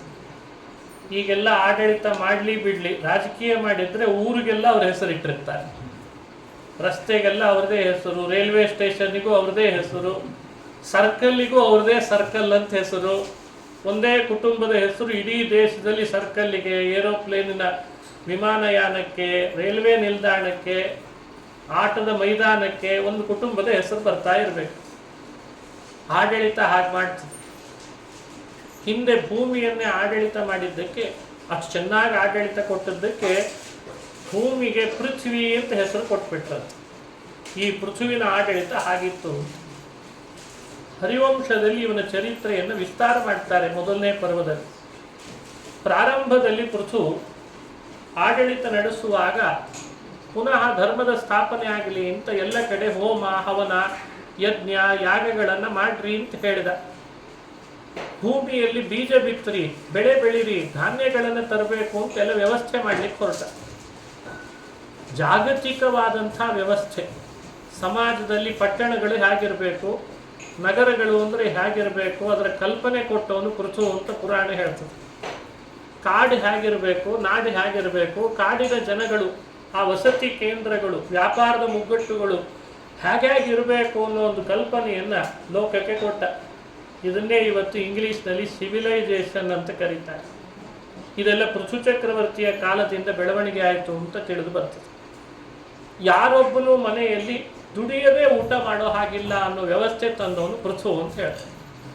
ಅದಕ್ಕೆ ಅವರಿಗೆ ವೃತ್ತಿದ ಪಿತಾ, ಪ್ರತಿಯೊಬ್ಬನಿಗೂ ವೃತ್ತಿಯನ್ನು ಕಲ್ಪಿಸಿಕೊಟ್ಟ ಮೊದಲನೇ ರಾಜ ಅಂದರೆ ಪೃಥು ಚಕ್ರವರ್ತಿ. ವೃತ್ತಿ ಅಂದರೆ ಜೀವಿಕಾ ಅಂತ ಅರ್ಥ, ಜೀವಿಕೆಯನ್ನು ಕಲ್ಪಿಸಿಕೊಟ್ಟನಂತೆ ಮಹಾನುಭಾವ. ಆಶ್ಚರ್ಯ ಅಂದರೆ ಇಷ್ಟು ಸಾತ್ವಿಕನಾಗಿ ಧರ್ಮದಿಂದ ಸತ್ಯದಿಂದ ಅಹಿಂಸೆಯಿಂದ ರಾಜ್ಯವನ್ನು ನಡೆಸಬೇಕು ಅಂತ ಬಂದ ಪೃಥ್ವಿಗೆ ಭೂಮಿ ಸಹಾಯ ಮಾಡ್ತಾ ಇರಲಿಲ್ಲ. ಎಷ್ಟು ಹೋಮ ಮಾಡಿದರೂ ಮೋಡಗಳು ತಯಾರಾಗ್ತಾ ಇಲ್ಲ. ಮೋಡಗಳಿಂದ ಬರಬೇಕಾದ ನೀರು ಭೂಮಿಗೆ ಮಳೆಯಾಗಿ ಬರ್ತಾ ಇಲ್ಲ. ಭೂಮಿ ಬರಡಾಗ್ತಾ ಇದೆ. ಬೀಜ ಬಿತ್ತಿದಾಗ ಭೂಮಿ ಅದನ್ನು ನುಂಗ್ತಾ ಇದೆ. ಇವನಿಗೆ ಏನು ಆಶ್ಚರ್ಯ ಅಂದರೆ ಪೃಥು ಅಂತಾನೆ ಎಲ್ಲ ಮಾಡಿಸ್ತೀನಿ, ಹೋಮ ಮಾಡಿಸ್ತಿದ್ದೀನಿ, ಹವನ ಮಾಡಿಸ್ತಿದ್ದೀನಿ, ದೇವಸ್ಥಾನಗಳನ್ನೆಲ್ಲ ತೆಗೆಸಿದ್ದೀನಿ, ಗೋಶಾಲೆಗಳನ್ನು ತೆಗೆಸಿದ್ದೀನಿ, ಬೀಗ ಹಾಕಿದ್ದನ್ನೆಲ್ಲ, ವೇದಜ್ಞರನ್ನು ತಂದಿಟ್ಟಿದ್ದೇನೆ, ವೇದದ ಪಾಠ ಪಾರಾಯಣಗಳನ್ನು ಮಾಡಿಸ್ತಿದ್ದೇನೆ. ಆದರೂ ಯಾಕೆ ಭೂಮಿ ಬೀಜ ಬಿತ್ತಿದ್ರೆ ನುಂಗುತ್ತಿದ್ದಾಳೆ, ಮೋಡಗಳು ಯಾವುದು ನೀರು ಸುರಿಸ್ತಾ ಇಲ್ಲ, ಇದೇನು ನನ್ನ ಆಡಳಿತದಲ್ಲಿ ಬಂದಿರೋದು ಅಂತ ಮನಸ್ಸಿಗೆ ಬೇಸರ ಆಯಿತು. ಈ ಭೂಮಿದೇ ಏನಾದರೂ ಸಮಸ್ಯೆ ಇದೆನಾ ಅಂತ ಭೂಮಿ ಜೊತೆಗೆ ಮಾತನಾಡಲಿಕ್ಕೆ ಹೊರಟ. ಆಗ ಭೂಮಿ ಗೋರೂಪ ತಡೆದು ಬಹಳ ವೇಗವಾಗಿ ಮುಂದೆ ಸಾಕ್ತಿದ್ದಾಳೆ. ಸಿಗಬಾರ್ದು ಈ ರಾಜನ ಕೈಗೆ ನಾನು ಅಂತ ಅವಳನ್ನು ಅಟ್ಟಿಸ್ಕೊಂಡು ಬಂದ. ಒಂದೆಡೆಯಲ್ಲಿ ಸಿಕ್ಕಾಗ ಮಾತನಾಡಿಸ್ತಾನೆ ಕರೆದು, ಯಾಕೆ ಹೀಗೆ ಮಾಡ್ತಿದ್ದಿ ತಾಯಿ, ನಿನಗೇನು ಕೊರತೆ ಆಗಿದೆ ಹೇಳು, ನಾನು ಏನು ಮಾಡಬೇಕು ಅದನ್ನು ಹೇಳು ಅಂದಾಗ ಭೂಮಿ ಅಂತಾಳೆ, ಇದೆಲ್ಲ ನಿಮ್ಮ ಅಪ್ಪ ಮಾಡಿದ್ರು ಹಣೆ ಬಾರ ಅಂತಂದ.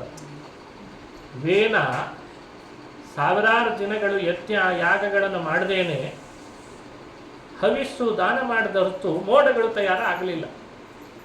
ಮೋಡಗಳು ತಯಾರಾಗದಂತಾದಾಗ ಮಳೆ ಬರಲಿಲ್ಲ. ಮಳೆನೇ ಸುರಿದಿದ್ದಾಗ ಭೂಮಿ ಬರಡಾಗದೆ ಇನ್ನೇನಾದೀತಪ್ಪ. ಭೂಮಿ ಫಲವತ್ತಾದದ್ದು ಬಂಜರು ಭೂಮಿಯಂತೆ ಕಾಣಬೇಕು, ಹಾಗಾಗಿ ಬಿಡ್ತದೆ. ನೋಡಿ, ಇದೆಲ್ಲ ಕೊಡ್ತಾ ಇರೋ ಸಂದೇಶ ಯಾರಿಗೆ? ಹರಿವಂಶ ನಮಗೋಸ್ಕರ ಇರೋದು ಪುರಾಣ. ನಾವು ಮಾಡಬೇಕಾದಂಥ ಯಜ್ಞ ಯಾಗ ವೈಶ್ವದೇವ ಸತ್ಕರ್ಮಗಳು ನಮ್ಮಿಂದ ನಡೀಲಿಲ್ಲ ಅಂದರೆ ಒಂದಕ್ಕೊಂದಕ್ಕೆ ಲಿಂಕ್ ಇದೆ. ಎಲ್ಲೋ ಯುದ್ಧ ಆಗ್ತಾ ಇದೆ, ನಮ್ಮ ಮನೆಯಲ್ಲಿ ಗ್ಯಾಸ್ ಸಿಗ್ತಾ ಇಲ್ಲ ಅಂದರೆ ಯೋಚಿಸ್ಬೇಕಲ್ವೇ? ಯುದ್ಧ ಅಲ್ಲಿ ನಡೆದ್ರೆ ಇಲ್ಲೇನು ಸಂಬಂಧ ಅಂತನ್ನೋ ಹಾಗಿಲ್ಲ. ಎಷ್ಟು ಸಂಬಂಧ ಇದೆ. ಆಕಾಶದಲ್ಲಿ ಮೋಡಗಳು ಎವಾಪ್ರೇಟ್ ಆಗಬೇಕಾದ್ರೆ ಭೂಮಿಯಲ್ಲಿ ಯಜ್ಞ ಯಾಗಗಳು ನಡೀಲೇಬೇಕು. ಯಜ್ಞ ಯಾಗ ಮಂತ್ರ ಪುರಸ್ಸರವಾಗಿ ನಡಿಬೇಕು. ಆಹುತಿಗಳನ್ನು ಕೊಡಲೇಬೇಕು. ಕೊಟ್ಟ ಆಹುತಿಗಳೇ ಹೊಗೆಯ ರೂಪದಲ್ಲಿ ಮೋಡವಾಗಬೇಕು. ಮೋಡವಾದದ್ದು ಸಾಲದು, ಸೂರ್ಯನಿಗೆ ಕೊಡಬೇಕಾದ ಅರ್ಘ್ಯಗಳನ್ನು ಕೊಡಬೇಕು. ಸೂರ್ಯನ ಕಿರಣದಿಂದ ಅಲ್ಲಿರುವ ಜಲ ನೀರಿನ ಸಂಗ್ರಹಣ ಆಗಬೇಕು, ಆಮೇಲೆ ಮೋಡವಾಗ. ಅನ್ನದ್ಭವಂತಿ ಭೂತಾನಿ ಅಂತ ಗೀತೆಯಲ್ಲಿ ಕೃಷ್ಣ ಈ ವಿಷಯವನ್ನು ಹೇಳ್ತಾರೆ. ಇದೆಲ್ಲ ನಡೀಲಿಲ್ಲ ನಿಮ್ಮ ಅಪ್ಪನ ಕಾಲದಲ್ಲಿ, ಅದಕ್ಕೆ ಇವತ್ತು ಈ ಸ್ಥಿತಿ ಬಂದಿದೆ ಅಂದಾಗ ಪೃಥು ಮಾತು ಕೊಟ್ಟ, ನನ್ನ ಆಡಳಿತದೊಳಗೆ ಯಾವುದಕ್ಕೂ ಕೊರತೆ ಇಲ್ಲದೆ ಇರೋ ಹಾಗೆ ನಾನು ನೋಡ್ತೇನೆ ತಾಯಿ, ನೀನು ನನಗೆ ಅವಕಾಶ ಮಾಡಿಕೊಡು. ಭೂಮಿ ಗೋರೂಪಳಾಗಿ ಬಂದಾಗ ದೇವಲೋಕದಿಂದ ದೇವತೆಗಳು ಬಂದು ಪಾತ್ರೆಗಳನ್ನು ತಂದು ತಮಗೆ ಬೇಕಾದದ್ದನ್ನೆಲ್ಲ ಪ್ರೀತಳಾದ ಭೂಮಿಯಿಂದ ಕರೆದುಕೊಂಡು ಹೋದರು ಅಂತ ಪುರಾಣ ಹೇಳ್ತದೆ. ಹಾಗಾಗಿ ಭೂಮಿಯ ಕಥೆ ವಿಶೇಷವಾಗಿ ಮೂಡಿ ಬಂದದ್ದು, ಭೂಮಿ ಗೋರೂಪಳಾಗಿ ಕರೆದದ್ದನ್ನೆಲ್ಲ ಕೊಟ್ಟದ್ದು ಅದು ಹರಿವಂಶದಲ್ಲಿ ಬರ್ತದೆ. ಈ ಕಾರಣದಿಂದ ದಿನನಿತ್ಯ ಎದ್ದು ಕೂಡಲೇ ಭೂಮಿಯನ್ನು ಪ್ರಾರ್ಥನೆ ಮಾಡಬೇಕಂತ. ನಮಗೇನೇ ಸಿಗಬೇಕಾದ್ರೂ, ಏನೇ ನಮ್ಮ ರೋಗಗಳು ದೂರ ಆಗಬೇಕಾದ್ರೂ ಭೂಮಿಯನ್ನು ಪ್ರಾರ್ಥನೆ ಮಾಡಿ. ಭೂಮಿರ್ಧೇನುರ್ಧರಿಣಿ ಲೋಕಧಾರಿಣಿ ಉದ್ಧೃತಾಸಿ ವರಾಹೇಣ ಕೃಷ್ಣೇನ ಶತಬಾಹುನಾ ಸಮುದ್ರ ವಸನೆ ದೇವಿ ಪರ್ವತಸ್ತನ ಮಂಡಿತೆ. ಎಲ್ಲ ಭೂಮಿಯ ಪ್ರಾರ್ಥನೆಯನ್ನು ಹೀಗೆ ಹೇಳಿಕೊಟ್ರು ಹಿರಿಯರು. ಭೂಮಿರ್ಧೇನುರ್ಧರಿಣಿ ಲೋಕಧಾರಿಣಿ. ನಿನಗೆಲ್ಲ ಅಭೀಷ್ಟಗಳು ಪೂರ್ಣ ಆಗಬೇಕಾದ್ರೆ ಕಾಮಧೇನುವಿನಂತೆ ಇರುವ ಭೂಮಿಯನ್ನ ಇಲ್ಲೊಬ್ಬಳು ದೇವತೆ ಇದ್ದಾಳೆ, ಭೂದೇವಿ ಇದ್ದಾಳೆ ಅಂತ ಪ್ರಾರ್ಥನೆ ಮಾಡಿ ಪಡಿ ಅಂತ ಹೇಳಿಕೊಡ್ತದೆ ಪೃಥು ಚಕ್ರವರ್ತಿಯ ಇತಿಹಾಸ. ಹಾಗೆ ಮೂಡಿ ಬಂತು. ಆಮೇಲೆ ಭೂಮಿ ಎಲ್ಲೆಡೆಯಲ್ಲಿ ಅವನಿಗೆ ಅನುಕೂಲ ಮಾಡಿಕೊಟ್ರು. ನೀನು ಮಾಡಿಸು ಯಜ್ಞ ಯಾಗಗಳನ್ನು, ಇನ್ಮೇಲಿಂದ ಬೀಜ ಬಿತ್ತಲಿ, ಮೋಡಗಳಲ್ಲಿ ಮಳೆ ಬರುವಂತಾಗಲಿ, ನಾನು ಆ ಬೀಜಕ್ಕೆ ತಕ್ಕಂತೆ ಫಲ ಕೊಡ್ತೇನೆ ಅಂತ ಹೇಳಿ ಮಾತು ಕೊಟ್ಲಂತ. ಆಗ ಈ ವ್ಯವಸ್ಥೆ ಶುರು ಆಯಿತು. ಭೂಮಿಯಲ್ಲಿ ಬೀಜ ಬಿತ್ತೋದು, ಬೆಳೆ ಪಡೆಯೋದು, ಪಡೆದ ಬೆಳೆಗಳೇ ಅನ್ನದ ರೂಪದಲ್ಲಿ ಆಹಾರವಾಗಿ ಸೇರಬೇಕು. ಪುನಃ ಆಹಾರವಾದದ್ದೆಲ್ಲವೂ ಕೂಡ ನಮಗೆ ಶಕ್ತಿ ತಂದು ಕೊಡಬೇಕು. ದೇಹದಲ್ಲಿ ಶಕ್ತಿ ತಂದು ಕೊಟ್ಟದ್ದಕ್ಕೆ ತಕ್ಕಂತೆ ಸ್ವಕರ್ಮವನ್ನು ಆಚರಣೆ ಮಾಡಬೇಕು. ಯಜ್ಞ ಯಾಗಗಳು ನಡೀಬೇಕು, ಮತ್ತೆ ಮೋಡಗಳಾಗಬೇಕು. ಹೀಗೊಂದು ವ್ಯವಸ್ಥೆಯನ್ನು ಲೋಕಕ್ಕೆಲ್ಲ ತಂದುಕೊಟ್ಟ. ಹಾಗಾಗಿ ಪೃಥು ಚಕ್ರವರ್ತಿಯ ಮಹಿಮೆಯನ್ನು ಹೆಚ್ಚೆಚ್ಚು ಶ್ರವಣ ಮಾಡಲಿ. ಮನೆ ಒಳಗೆ ಪೃಥುವಿನ ಮಹಿಮೆ, ಸಂತಾನ ವೃದ್ಧಿ, ಪೃಥುವಿನ ಸಾಮರ್ಥ್ಯ ಅವೆಲ್ಲವೂ ಉಂಟಾಗಲಿ ಅಂತ ಅವನ ಚರಿತ್ರೆ. ಭಾಗವತದಲ್ಲಿ ಭಗವತ್ಪಾದರು ಹೇಳ್ತಾರೆ, ಪೃಥು ಚಕ್ರವರ್ತಿಯಲ್ಲಿ ಭಗವಂತನ ಒಂದು ರೂಪ ಇದೆ, ಅದನ್ನು ರಾಜರಾಜೇಶ್ವರ ಅಂತ ಕರೀತಾರೆ. ಎಲ್ಲ ರಾಜರಲ್ಲಿಯೂ ಕೂಡ ದೇವರು ರಾಜರಾಜೇಶ್ವರ ಅನ್ನೋ ರೂಪದಿಂದ ತನ್ನನ್ನೇ ಒಂದು ರೂಪದಿಂದ ಇರಿಸಿದ. ಅದರಲ್ಲಿ ಪೃಥ್ವಿನಲ್ಲಿ ವಿಶೇಷ ಸನ್ನಿಧಾನ. ಹಾಗಾಗಿ ವಿಷ್ಣುವಿನ ಸನ್ನಿಧಾನ ಬಂದದ್ದಕ್ಕೆ ಪೃಥು ಇಷ್ಟೆಲ್ಲ ಕಾರ್ಯಗಳನ್ನು ಮಾಡಿದ ಅಂತ ಅನುಸಂಧಾನ ಮಾಡಬೇಕು. ಹೀಗೆ ಸೃಷ್ಟಿಯಲ್ಲಿ ಬಂದವರು ಮರೀಚಿ ಋಷಿಗಳು. ಅತ್ರಿ ಋಷಿಗಳು, ಮರೀಚಿ ಋಷಿಗಳು ಬಹಳ ಪ್ರಸಿದ್ಧ. ಅವರ ಸಂತತಿಯಲ್ಲಿ ಬಂದ ಮಾರೀಚ ಅಂತ ಕರೆಸ್ಕೊಂಡವರು ಕಶ್ಯಪ ಋಷಿಗಳು. ಕಶ್ಯಪ ಋಷಿಗಳಿಗೆ ದಕ್ಷ ತನ್ನ ಕನ್ಯೆಯರಲ್ಲಿ 13 ಕೊಟ್ಟು ಕನ್ಯಾದಾನ ಮಾಡಿದ. ದಿತಿ, ಅದಿತಿ, ಧನು ಆ ಎಲ್ಲರಲ್ಲಿ ಹುಟ್ಟಿ ಬಂದವರೇ. ದಿತಿಯಲ್ಲಿ ಹುಟ್ಟಿದವರು ದೈತ್ಯರು, ಧನುವಿನಲ್ಲಿ ಹುಟ್ಟಿದವರೆಲ್ಲ ದಾನವರು, ಅದಿತಿಯಲ್ಲಿ ಹುಟ್ಟಿದವರೆಲ್ಲ ಆದಿತ್ಯರು. ಹೀಗೆ ಪ್ರಸಿದ್ಧಿ ಪಡೆದರು ಅಂತ ವಿವರಣೆ ಮಾಡ್ತಾರೆ. ಇಷ್ಟರಲ್ಲಿ ಕಶ್ಯಪರಲ್ಲಿ ಹುಟ್ಟಿದ ಆದಿತ್ಯರ ಕಥೆಯನ್ನು ಹರಿವಂಶ ಪರ್ವ ಹೇಳ್ತದೆ. ವಿವಸ್ವಾನ್ ಅಂತ ಮಗನಿಗೆ ನಾಮಕರಣ ಮಾಡಿದ್ದಾರೆ. ವಿವಸ್ವಾನ್ ಅಂತ ಪ್ರಸಿದ್ಧಿ. ಕಶ್ಯಪರ ಮಗ ಆದಿತ್ಯ. ವಿವಸ್ವಾನ್ ಕಶ್ಯಪ ಜಜ್ಞೆ ದಾಕ್ಷಾಯಿಣ್ಯಾಮರಿಂದಮ. ವಿವಸ್ವಾನ್ ಅನ್ನೋ ಹೆಸರಿನ ಸೂರ್ಯ ಹುಟ್ಟಿದ್ದಂತೆ ಕಶ್ಯಪರಿಂದ. ಅವನಿಗಿಬ್ಬರು ಪತ್ನಿಯರು. ಮೊದಲನೆಯವಳು ತ್ವಷ್ಟೃವಿನ ಮಗಳು ಸಂಜ್ಞಾ ಅಂತಿದ್ಲು. ಸಂಜ್ಞೆಯನ್ನು ಕನ್ಯಾದಾನ ಮಾಡಿಕೊಟ್ರಂತೆ ವಿವಸ್ವಾನನಿಗೆ. ಸಂಜ್ಞಾ ಹಾಗೂ ವಿವಸ್ವಾನ್ ಆಕಾಶದಲ್ಲಿ ಸೂರ್ಯಮಂಡಲ ಅಂತಿದೆ, ಅಲ್ಲಿ ಆತ ಕಾರ್ಯನಿರ್ವಹಿಸಿಕೊಂಡು ಇವತ್ತಿಗೂ ದೇಶವನ್ನು ಬೆಳಗಿಸ್ತಾ ಇದ್ದಾನೆ. ಸಾವೈ ಭಾರ್ಯಾಂ ಭಗವತೋ ಮಾರ್ತಾಂಡಸ್ಯ ಮಹಾತ್ಮನಃ. ಸೂರ್ಯನಿಗೆ ಮತ್ತೊಂದು ಹೆಸರು ಇದೆ, ಮಾರ್ತಾಂಡ ಅಂತ ಹೆಸರು. ಸಾಮಾನ್ಯ ಅಲ್ಲ ಮಾರ್ತಾಂಡ ಅಂದರೆ. ಈ ಹೆಸರು ಯಾಕೆ ಬಂತು ಅಂತ ಕುತೂಹಲದಿಂದ ಕೇಳಿದ ಜನಮೇಜಯ. ಅದಕ್ಕೂ ಉತ್ತರಿಸ್ತಾರೆ. ಅದಿತಿ ತುಂಬು ಗರ್ಭಿಣಿಯಾಗಿದ್ದಾಳೆ, ಅಂದರೆ ಸೂರ್ಯನನ್ನ ಗರ್ಭದಲ್ಲಿ ಹೊತ್ತಿದ್ದಾಳೆ. ಒಮ್ಮೆ ಬುಧಗ್ರಹ ಭಿಕ್ಷೆ ಬೇಡುವ ವೇಷದಲ್ಲಿ ಬಂದಂತೆ. ತುಂಬು ಗರ್ಭಿಣಿಯಾದಂಥ ಅದಿತಿಗೆ ಭಿಕ್ಷೆ ಹಾಕು ಅಂತ ಕೇಳಿದ. ಆ ಭಿಕ್ಷೆ ಹಾಕುವಾಗ ಸ್ವಲ್ಪ ಅವಳು ಆಲಸ್ಯ ಮಾಡಿದ್ಲು. ಗರ್ಭಿಣಿ ಬೇರೆ, ಆಲಸ್ಯನೂ ಆಯಿತು ಮನಸ್ಸಿನಲ್ಲಿ. ಹಾಗಿದ್ರೂ ಭಿಕ್ಷುಕ ಸ್ವಲ್ಪ ತಡಿತಾನೆ ಬಿಡು ಅಂತ. ಭಿಕ್ಷೆ ಬೇಡದಾಗೆಲ್ಲ ಕೂಡಲೇ ಹಾಕುವ ಬುದ್ಧಿ ನಮಗೆ ಬರಲ್ಲ. ಸ್ವಲ್ಪ ತಡ ಮಾಡಿದ್ದಕ್ಕೆ ಆತ ಮುನಿಸ್ಕೊಂಡ. ಬಂದ ಬುಧಗ್ರಹ ಮುನಿಸ್ಕೊಂಡು ಶಪಿಸಿದ. ಗರ್ಭದಲ್ಲಿ ಬೆಳೀತಿರೋದು ಮರಣ ಹೊಂದಲಿ ಅಂತ. ಅದಿತಿ ಗರ್ಭದಲ್ಲಿ ಬೆಳೆಯುವಾಗಲೇ ಮರಣ ಹೊಂದ್ಬಿಡ್ತಂತೆ. ಅದರಿಂದ ದುಃಖ ಪಡ್ತಾ ಇದ್ದಾಳೆ ಅದಿತಿ. ಕಶ್ಯಪರು ಬಂದರು ಮನೆಗೆ ಬಂದಂಥ ಒಬ್ಬ ಭಿಕ್ಷುಕನಿಗೆ ಮಾಡಿದ ಅವಮಾನ ಶಾಪದಿಂದ ನನ್ನ ಗರ್ಭದಲ್ಲಿ ಬೆಳೀತಿರೋ ಮಗು ಸತ್ತೋಗ್ತಾ ಇದೆ, ಏನಾದರೂ ಮಾಡಿ ಉಪಾಯ ಮಾಡಿ ಬದುಕಿಸ್ರಿ. ಕಶ್ಯಪರ ಮಂತ್ರಶಕ್ತಿಯಿಂದ ಅಂಡದಲ್ಲಿ ಮೃತವಾಗ್ತಿದ್ದ ಮಗು ಭಗವಂತನಲ್ಲಿ ಮಾಡುವ ಭಕ್ತಿ, ಶ್ರದ್ಧೆ, ಮಂತ್ರಶಕ್ತಿ ಅದನ್ನು ಬದುಕಿಸೋ ಹಾಗೆ ಮಾಡಿಬಿಟ್ರು. ಗರ್ಭದ ಅಂಡದಲ್ಲಿ ಬೆಳೀತಿದ್ದ ಮಗು ಮೃತವಾದರೂ ನನ್ನ ಶ್ರದ್ಧೆ, ತಪಸ್ಸು, ಸ್ವಕರ್ಮ ನಿರತತೆ, ಹರಿಭಕ್ತಿ ಅದೇ ಇವತ್ತು ಮಗುವನ್ನು ಬದುಕಿಸ್ಲಿ, ಆ ಭಗವಂತ ಅದಕ್ಕೆ ಅನುಗ್ರಹಿಸಲಿ ಅಂತ ಪ್ರಾರ್ಥನೆ ಮಾಡ್ತಾರೆ. ಅದಕ್ಕೆ ಅಂಡ ಮೃತವಾದರೂ ಬದುಕಿ ಭೂಮಿಗೆ ಹುಟ್ಟಿ ಬಂದವನಾದ್ದರಿಂದ ಇವನಿಗೆ ಮೃತಂ ಅಂಡಂ. ಯದ್ಯಪಿ ಮೃತವಾಗಿತ್ತು ಅಂಡದಲ್ಲಿ, ಆದರೂ ಬದುಕಿ ಬಂದ, ಅದಕ್ಕೆ ಇವನಿಗೆ ಹೆಸರು ಮಾರ್ತಾಂಡ ಅಂತಾಯಿತು ಅಂತ. ಸುಮ್ಮನೆ ಮಾರ್ತಾಂಡ ಅಂತ ಹೆಸರು ಬಂದದ್ದಲ್ಲ. ಈ ಚರಿತ್ರೆಯನ್ನು ಪುರಾಣಗಳು ಹೇಳ್ತಾರೆ. ಏನು ಸಂದೇಶ ಕೊಡ್ತದೆ?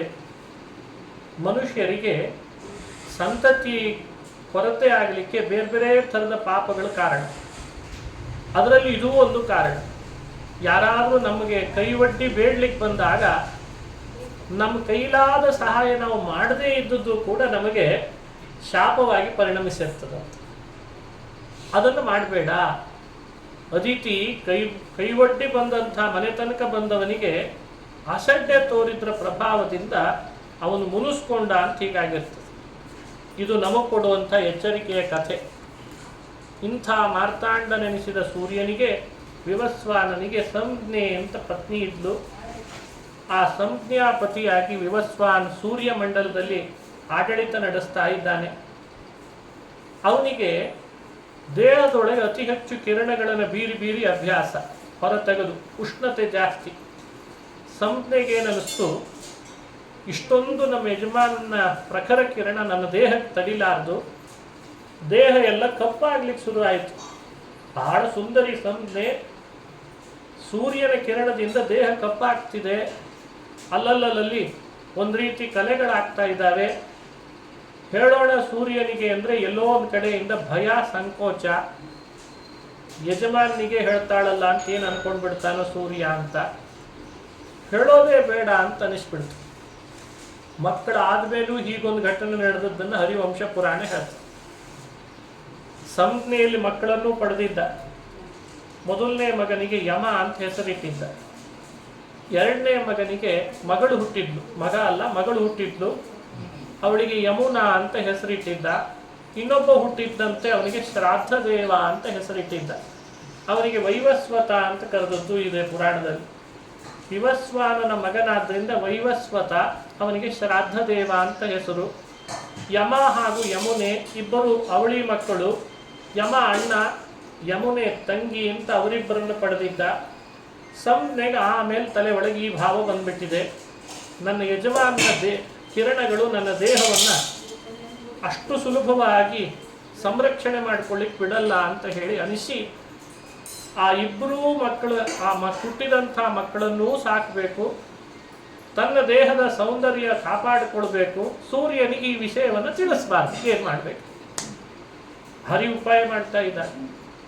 ಹೀಗೆಲ್ಲ ಆಗಾಗ ಮನೆ ಒಳಗೆ ಬರ್ತಿರ್ತದೆ ಬುದ್ಧಿ. ಕೆಲವೊಮ್ಮೆ ಹೆಣ್ಣಿಗೆ ಬರ್ತದೆ, ಒಮ್ಮೆ ಗಂಡಿಗೆ ಬಂದ್ಬಿಡ್ತದೆ. ಅಂತೂ ಯಾರ್ದಾದ್ರೂ ಒಂದು ರೀತಿ ದುರ್ಬುದ್ಧಿ ಒಬ್ಬರಲ್ಲಿ ಬರ್ತಿರ್ತದೆ. ಯೋಚನೆ ಮಾಡಿ ಸಂಜ್ಞೆ ತನ್ನ ದೇಹದ ನೆರಳುಗಳ ಕಣಗಳನ್ನೆಲ್ಲ ಸೇರಿಸಿದ್ಲಂತ. ದೇಹ ಅಂದಮೇಲೆ ಅದರದ್ದು ನೆರಳು ಬೀಳ್ತಿರ್ತದೆ. ಆ ನೆರಳಿನಲ್ಲೂ ಒಂದಿಷ್ಟು ಕಣಗಳಿರ್ತಾರೆ. ಯೋಗ ಶಕ್ತಿಯಿಂದ ಆ ಕಣಗಳನ್ನು ಸೇರಿಸಿ ಒಂದು ಪ್ರತಿಮೆ ಮಾಡಿದ್ಲು. ಅದರೊಳಗೆ ಜೀವ ಕಳೆಯನ್ನು ತುಂಬಿದ್ಲು. ತನ್ನದೇ ದೇಹದ ಇನ್ನೊಂದು ಪ್ರತಿರೂಪ ಆದ್ದರಿಂದ ಅದನ್ನು ಛಾಯಾ ಅಂತ ಹೆಸರಿಟ್ಲು. ತನ್ನ ದೇಹದಂತೆ ಅದು ಇದೆ. ಜೀವ ಕಳೆ ತುಂಬಿದಾಳೆ, ಜೀವನೂ ಬಂದ್ಬಿಟ್ಟಿದೆ. ಯಾವ ರೀತಿ ಯೋಚಿಸಿದರೂ ಕೂಡ ಅವಳನ್ನು ಸಂಜ್ಞೆ ಅಲ್ಲ ಅಂತ ಗುರುತಿಸೋ ಹಾಗಿಲ್ಲ. ಜೀವ ಕಳೆ ಬಂದಿದೆ, ಹಾವಭಾವಗಳಿವೆ, ನಡಿಗೆ ಇದೆ, ಉಡಿಗೆ ಇದೆ, ತೊಡಿಗೆ ಇದೆ, ಎಲ್ಲವೂ ತನ್ನಂತೆ ಇದೆ.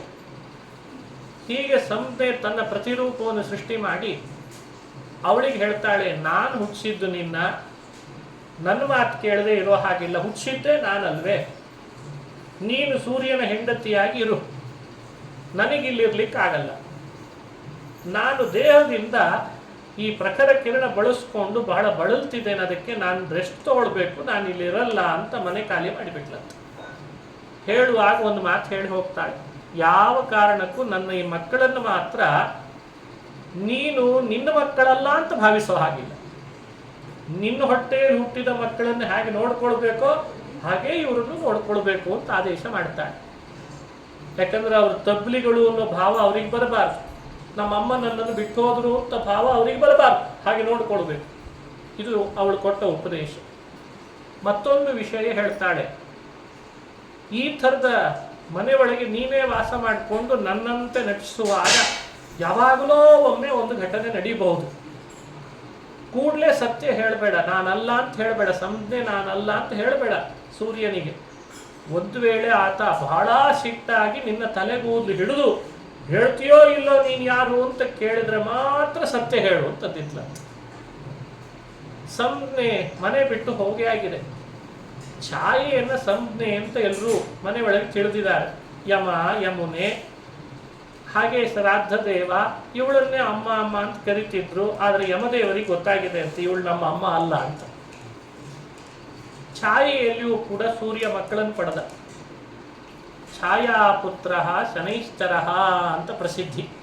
ಹರಿವಂಶ ಹೇಳ್ತದೆ, ಛಾಯೆಯಲ್ಲಿ ಸೂರ್ಯನಿಗೆ ಹುಟ್ಟಿದವನೇ ಶನೈಶ್ಚರ, ಅವನು ಗ್ರಹನಾದ. ಇವತ್ತಿಗೂ ಶನೈಶ್ಚರ ಬಹಳ ದೊಡ್ಡ ಗ್ರಹನಾಗಿ ಮೆರಿತಾ ಇದ್ದಾನೆ. ಸೂರ್ಯ ಪುತ್ರ ಆತ, ಛಾಯೆಯಲ್ಲಿ ಹುಟ್ಟಿದ. ಛಾಯೆಯಲ್ಲಿ ಬೇರೆ ಮಕ್ಕಳನ್ನು ಪಡೆದ. ಅವರ ಮೇಲೆ ಪ್ರೀತಿ ಹೆಚ್ಚಾಯಿತು ಛಾಯೆಗೆ, ತನ್ನ ಹೊಡ ಹುಟ್ಟಿದ ಮಕ್ಕಳು ಅಂತ. ಸಹಜ ಅಲ್ವೇ? ತಾನೇ ಕರಳು ಹಂಚಿಕೊಂಡು ತನ್ನ ಮಕ್ಕಳು ಅಂತ ಮಾಡಿಕೊಂಡು ಅವ್ರ ಮೇಲೆ ಪ್ರೀತಿ ಹೆಚ್ಚು ತೋರಿಸ್ತಾಳೆ. ಯಮ ಹಾಗೂ ಯಮುನೆಯರ ಮೇಲೆ ಕಡಿಮೆ ಮಾಡ್ತಾಳೆ. ಕಡಿಮೆ ಮಾಡಿದಾಗ ಯಮ ಸ್ವಲ್ಪ ದಿವಸ ಸಹಿಸ್ಕೊಂಡಿದ್ದ, ಆಮೇಲೆ ಸಹಿಸ್ಕೊಳ್ಳಿಕ್ಕೆ ಆಗಲಿಲ್ಲ. ಅವನಿಗೆ ಸಿಟ್ಟಾದ.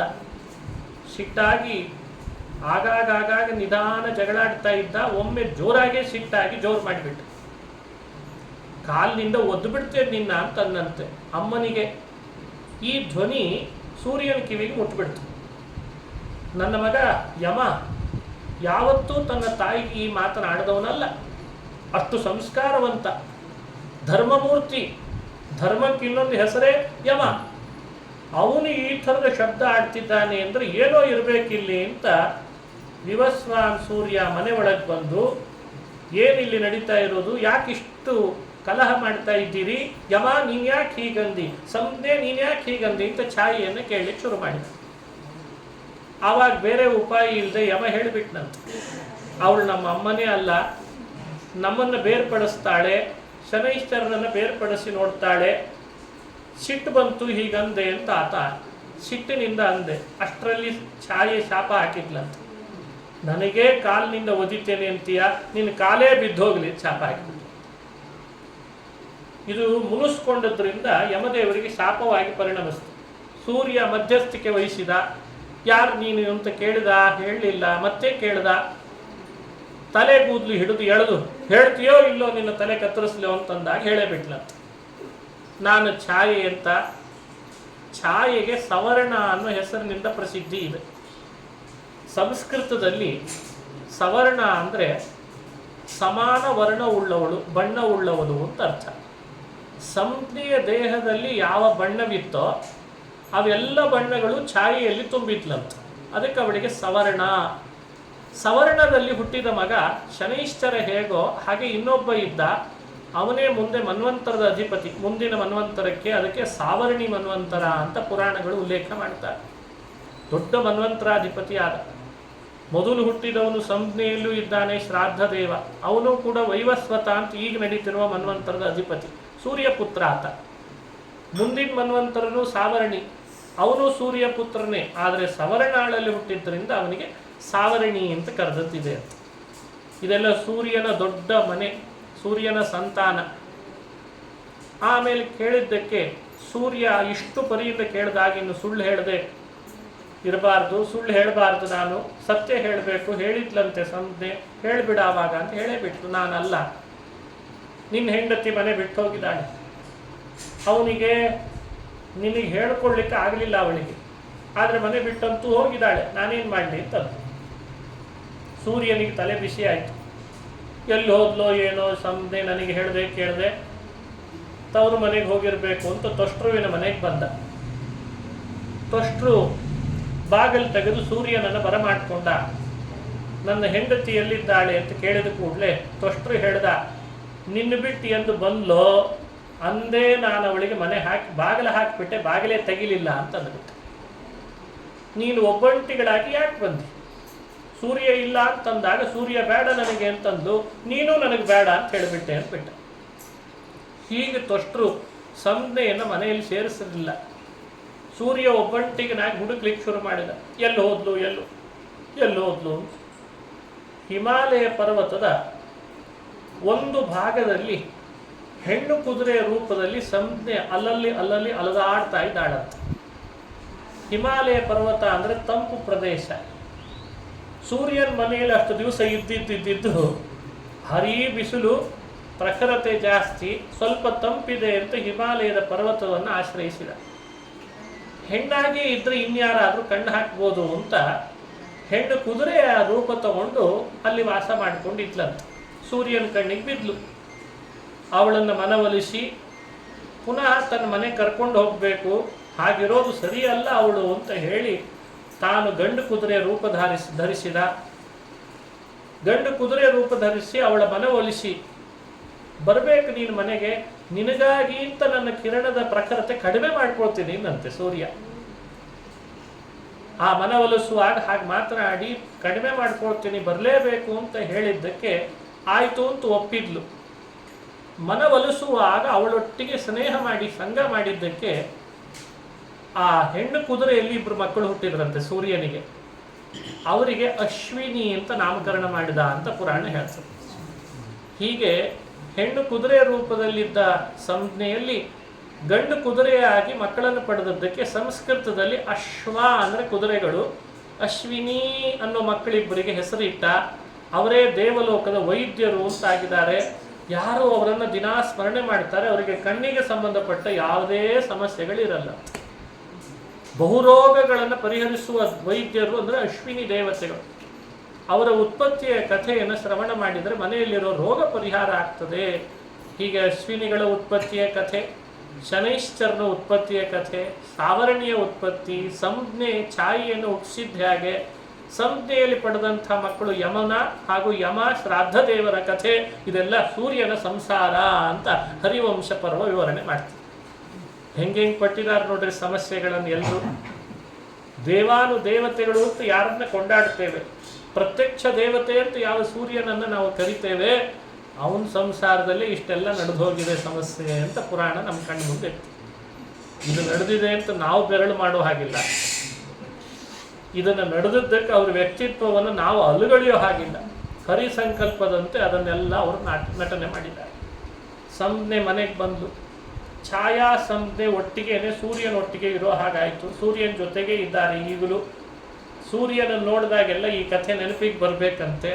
ಎಷ್ಟು ಸಂತತಿ ಪಡೆದಿದ್ದಾನೆ, ಎಷ್ಟೆಲ್ಲ ಮನೆಯೊಳಗೆ ಸಮಸ್ಯೆಗಳನ್ನು ಅನುಭವಿಸಿದ್ದಾನೆ, ಒಬ್ಬಳಲ್ಲದೆ ಇನ್ನೊಬ್ಬಳು ಅಂತ ಇಬ್ಬಿಬ್ಬರು ಪತ್ನಿಯರನ್ನೂ ವಿವಾಹ ಮಾಡಿಕೊಂಡಿದ್ದಾನೆ, ಅಲ್ಲೂ ಸಂತತಿ ಪಡೆದಿದ್ದಾನೆ. ಇವನ್ನೆಲ್ಲ ಸ್ಮರಣೆ ಮಾಡಿಸಿ ಹೇಳ್ತದೆ ಪುರಾಣ. ಯಮದೇವರಿಗೆ ತಾಯಿ ಮುನಿಸ್ಕೊಂಡದ್ದಕ್ಕೆ, ತಾಯಿಯಲ್ಲ ಮಲತಾಯಿ ಮುನಿಸ್ಕೊಂಡದ್ದಕ್ಕೆ ಅವಳಿಗೆ ಕಾಲು ಬಿದ್ದೋಗಿತ್ತು. ಸೂರ್ಯ ಮತ್ತೆ ಅವಳನ್ನು ಮನವೊಲಿಸಿ ಹೇಳ್ದ, ಎಷ್ಟೇ ಆಗಲಿ ನನ್ನ ಮಗ ವಿನೀತ, ಅವನು ಧರ್ಮವಂತ, ಅವನ ಪಾದ ಬಿದ್ದೋದ್ರೆ ಮುಂದೆ ಕೆಲಸಗಳೆಲ್ಲ ನಡೆಯೋದು ಹೇಗೆ, ಅವನಿಂದ ಆಗಬೇಕಾದ ಕಾರ್ಯ ನಡೆಯೋದು ಹೇಗೆ, ನೀನು ಶಾಂತಳಾಗು ಅಂತ ಅವಳನ್ನು ಶಾಂತಗೊಳಿಸಿದ. ತಾಯಿ ಯಾವಾಗ ಶಾಂತಳಾದ್ಲೋ ಪ್ರತಿಯಾಗಿ ವರ ಕೊಟ್ಲಂತೆ, ನಿನಗೂ ಕೂಡ ನಿನ್ನ ಕಾಲು ಪುನಃ ಬರಬೇಕು ಅಂದರೆ ಬಹಳ ವಿಚಿತ್ರವಾದಂಥ ಉಪಾಯಗಳನ್ನು ಹೇಳ್ತಾರೆ. ಅದು ಬೇರೆಯವರಿಗೆ ಸಾಧ್ಯ ಇಲ್ಲ. ಕೆಲವು ಸಂದರ್ಭದಲ್ಲಿ ಯಮದೇವರಿಗೆ ಅಂತ ತರ್ಪಣ ಕೊಡೋದಿರ್ತದೆ. ಯಮತರ್ಪಣಾದಿಗಳನ್ನು ಕೊಡುವಾಗ ಪುಣ್ಯ ಶೇಖರಣೆ ಆಗ್ತದೆ. ಯಮಪಿಂಡ ಅಂತ ಇರ್ತದೆ. ಅವೆಲ್ಲ ಪಿಂಡ ಪುಣ್ಯ ಅದರ ಶೇಖರಣೆ ಆದಾಗ ಅದರದ್ದೇ ಆದಂಥ ಪುಣ್ಯದ ಲಾಭದಿಂದ ಕಾಲು ಬಿದ್ದೋಗಿತ್ತಲ್ಲ, ಬಿದ್ದೋದ ಕಾಲದ ಕೆಲವು ಕ್ರಿಮಿಗಳು ಒಂದು ತಿಂದುವಂತು. ತಿಂದ ಕ್ರಿಮಿಗಳೇ ಪುನಃ ಸೂರ್ಯನ ಪ್ರಭಾವದಿಂದ ಯಮದೇವರ ಪಾದವಾಗಿ ಸೇರ್ಕೊಂಡ್ವಂತು. ಇವೆಲ್ಲ ಆ್ಯನಿಮೇಷನ್ ಅಂತಿರ್ತದೆ ಇತ್ತೀಚೆಗೆ, ಅವಲ್ಲೇ ನೋಡ್ಬೇಕಷ್ಟೆ. ಕಥೆ ಹೇಳ್ಬೋದು, ಆದರೆ ವಸ್ತುಸ್ಥಿತಿ ಏನಾಗಿರ್ಬೋದು ಅಂತ ಕಲ್ಪನೆಗೆ ಸುಲಭ ಸಿಗಲ್ಲ. ಯಾವ ಕ್ರಿಮಿಗಳು ಇವನ ಪಾದಗಳನ್ನು ತಿಂದು ಹೋಯ್ತೋ ಅದೇ ಕ್ರಿಮಿಗಳೇನೆ ಪುನಃ ಅವನ ಪಾದ ರೂಪದಲ್ಲಿ ಸೇರ್ಕೊಂಡು ಬಂತೆ. ಹೀಗೆ ತಂದೆ ತಾಯಿಯಂದ್ರ ಆಶೀರ್ವಾದ ಯಾವ ಮಕ್ಕಳಿಗಿರ್ತದೆ ಅವರ ಬದುಕಿನಲ್ಲಿ ಯಾವತ್ತೂ ಕಾಲಿಲ್ಲ ಅಂತ ಆಗಲ್ಲ. ಅವರು ಕಾಲು ಸ್ಥಿರವಾಗಿರಬೇಕಾದ್ರೆ ತಂದೆ ತಾಯಿಯಂದ್ರ ಅನುಗ್ರಹ ಬೇಕು. ಅವರು ಯಾವತ್ತೂ ಮುನಿಸ್ಕೊಳ್ಳದಂತೆ ಅವರನ್ನು ಪ್ರೀತಿಪಡಿಸಬೇಕು ಅನ್ನಲಿಕ್ಕೆ ಯಮದೇವರ ಪಾದಗಳು ಪುನಃ ಬರೋ ಹಾಗಾದದ್ದಕ್ಕೆ ಇದು ನಿದರ್ಶನ ಅಂತ ಕಥೆಗಳನ್ನು ಹೇಳ್ತಾರೆ. ಹೀಗೆ ತುಂಬ ಕಥೆಗಳು ಹರಿವಂಶದಲ್ಲಿ ಮೂಡಿ ಬರ್ತಾರೆ. ಹೀಗೆ ತಾಯಿಯ ಶಾಪಕ್ಕೆ ಗುರಿಯಾದವನು ಪುನಃ ತಾಯಿಯ ಮನವೊಲಿಸುವಂತಾಯಿತು ಅಂತ ಯಮನ ಕಥೆ. ಇಷ್ಟಲ್ಲದೆ ಈ ಸೂರ್ಯನ ಚರಿತ್ರೆ ಹೇಳುವಾಗ ಶ್ರಾದ್ದದೇವ ಅಂತ ಶ್ರಾದ್ದದೇವನ ಚರಿತ್ರೆ ಬಂತು. ಆ ಸಂದರ್ಭದಲ್ಲಿ ಕೇಳ್ತಾನೆ ಜನಮೇಜಯ, ಈ ಶ್ರಾದ್ದ ಅನ್ನೋ ಶಬ್ದದ ಅರ್ಥ ಪಿತೃಕಾರ್ಯದಲ್ಲಿ ಬಳಸ್ತಾರಲ್ಲ, ಯಾಕೆ ಆ ಶ್ರಾದ್ದ ಅಂತ ಕರೆಯೋದನ್ನು? ಏನು ಈ ಪಿತೃದೇವತೆಗಳು ಅಂತ ಕರೆದಿದ್ದಿದೆ, ಅವರು ಯಾರು, ಅದರ ವಿಸ್ತಾರವಾಗಿ ಹೇಳ್ರಿ ಎಂದದ್ದಕ್ಕೆ ಅವನ ಕಥೆಯನ್ನು ಹರಿವಂಶ ಮೊದಲನೇ ಪರ್ವದಲ್ಲಿ ತಿಳಿಸ್ತದೆ. ಪಿತೃಗಳು ಅಂದರೆ ಬ್ರಹ್ಮದೇವರ ಸೃಷ್ಟಿಯಲ್ಲಿ ದೇವತೆಗಳನ್ನು ಮೊದಲು ಸೃಷ್ಟಿ ಮಾಡಿದರು. ದೇವತೆಗಳ ಮಕ್ಕಳು ದೇವತೆಗಳಿಂದ ಹುಟ್ಟಿದ್ರಲ್ಲ, ಅವರಿಗೆ ಪಿತೃಗಳು ಅಂತ ಹೆಸರು ಬಂತಂತೆ. ದೇವತೆಗಳ ಮಕ್ಕಳವು ಯಾಕೆ ಬಂತು ಅಂತ ಕೇಳಿದ. ಅದಕ್ಕೊಂದು ಚರಿತ್ರೆ. ದೇವತೆಗಳಿಗೆ ಒಮ್ಮೊಮ್ಮೆ, ಯಾವಾಗಲೂ ಅಲ್ಲ, ಒಮ್ಮೊಮ್ಮೆ ಒಂದು ರೀತಿ ಮದ ಬರ್ತದೆ, ಅಹಂಕಾರ, ಅಜ್ಞಾನ.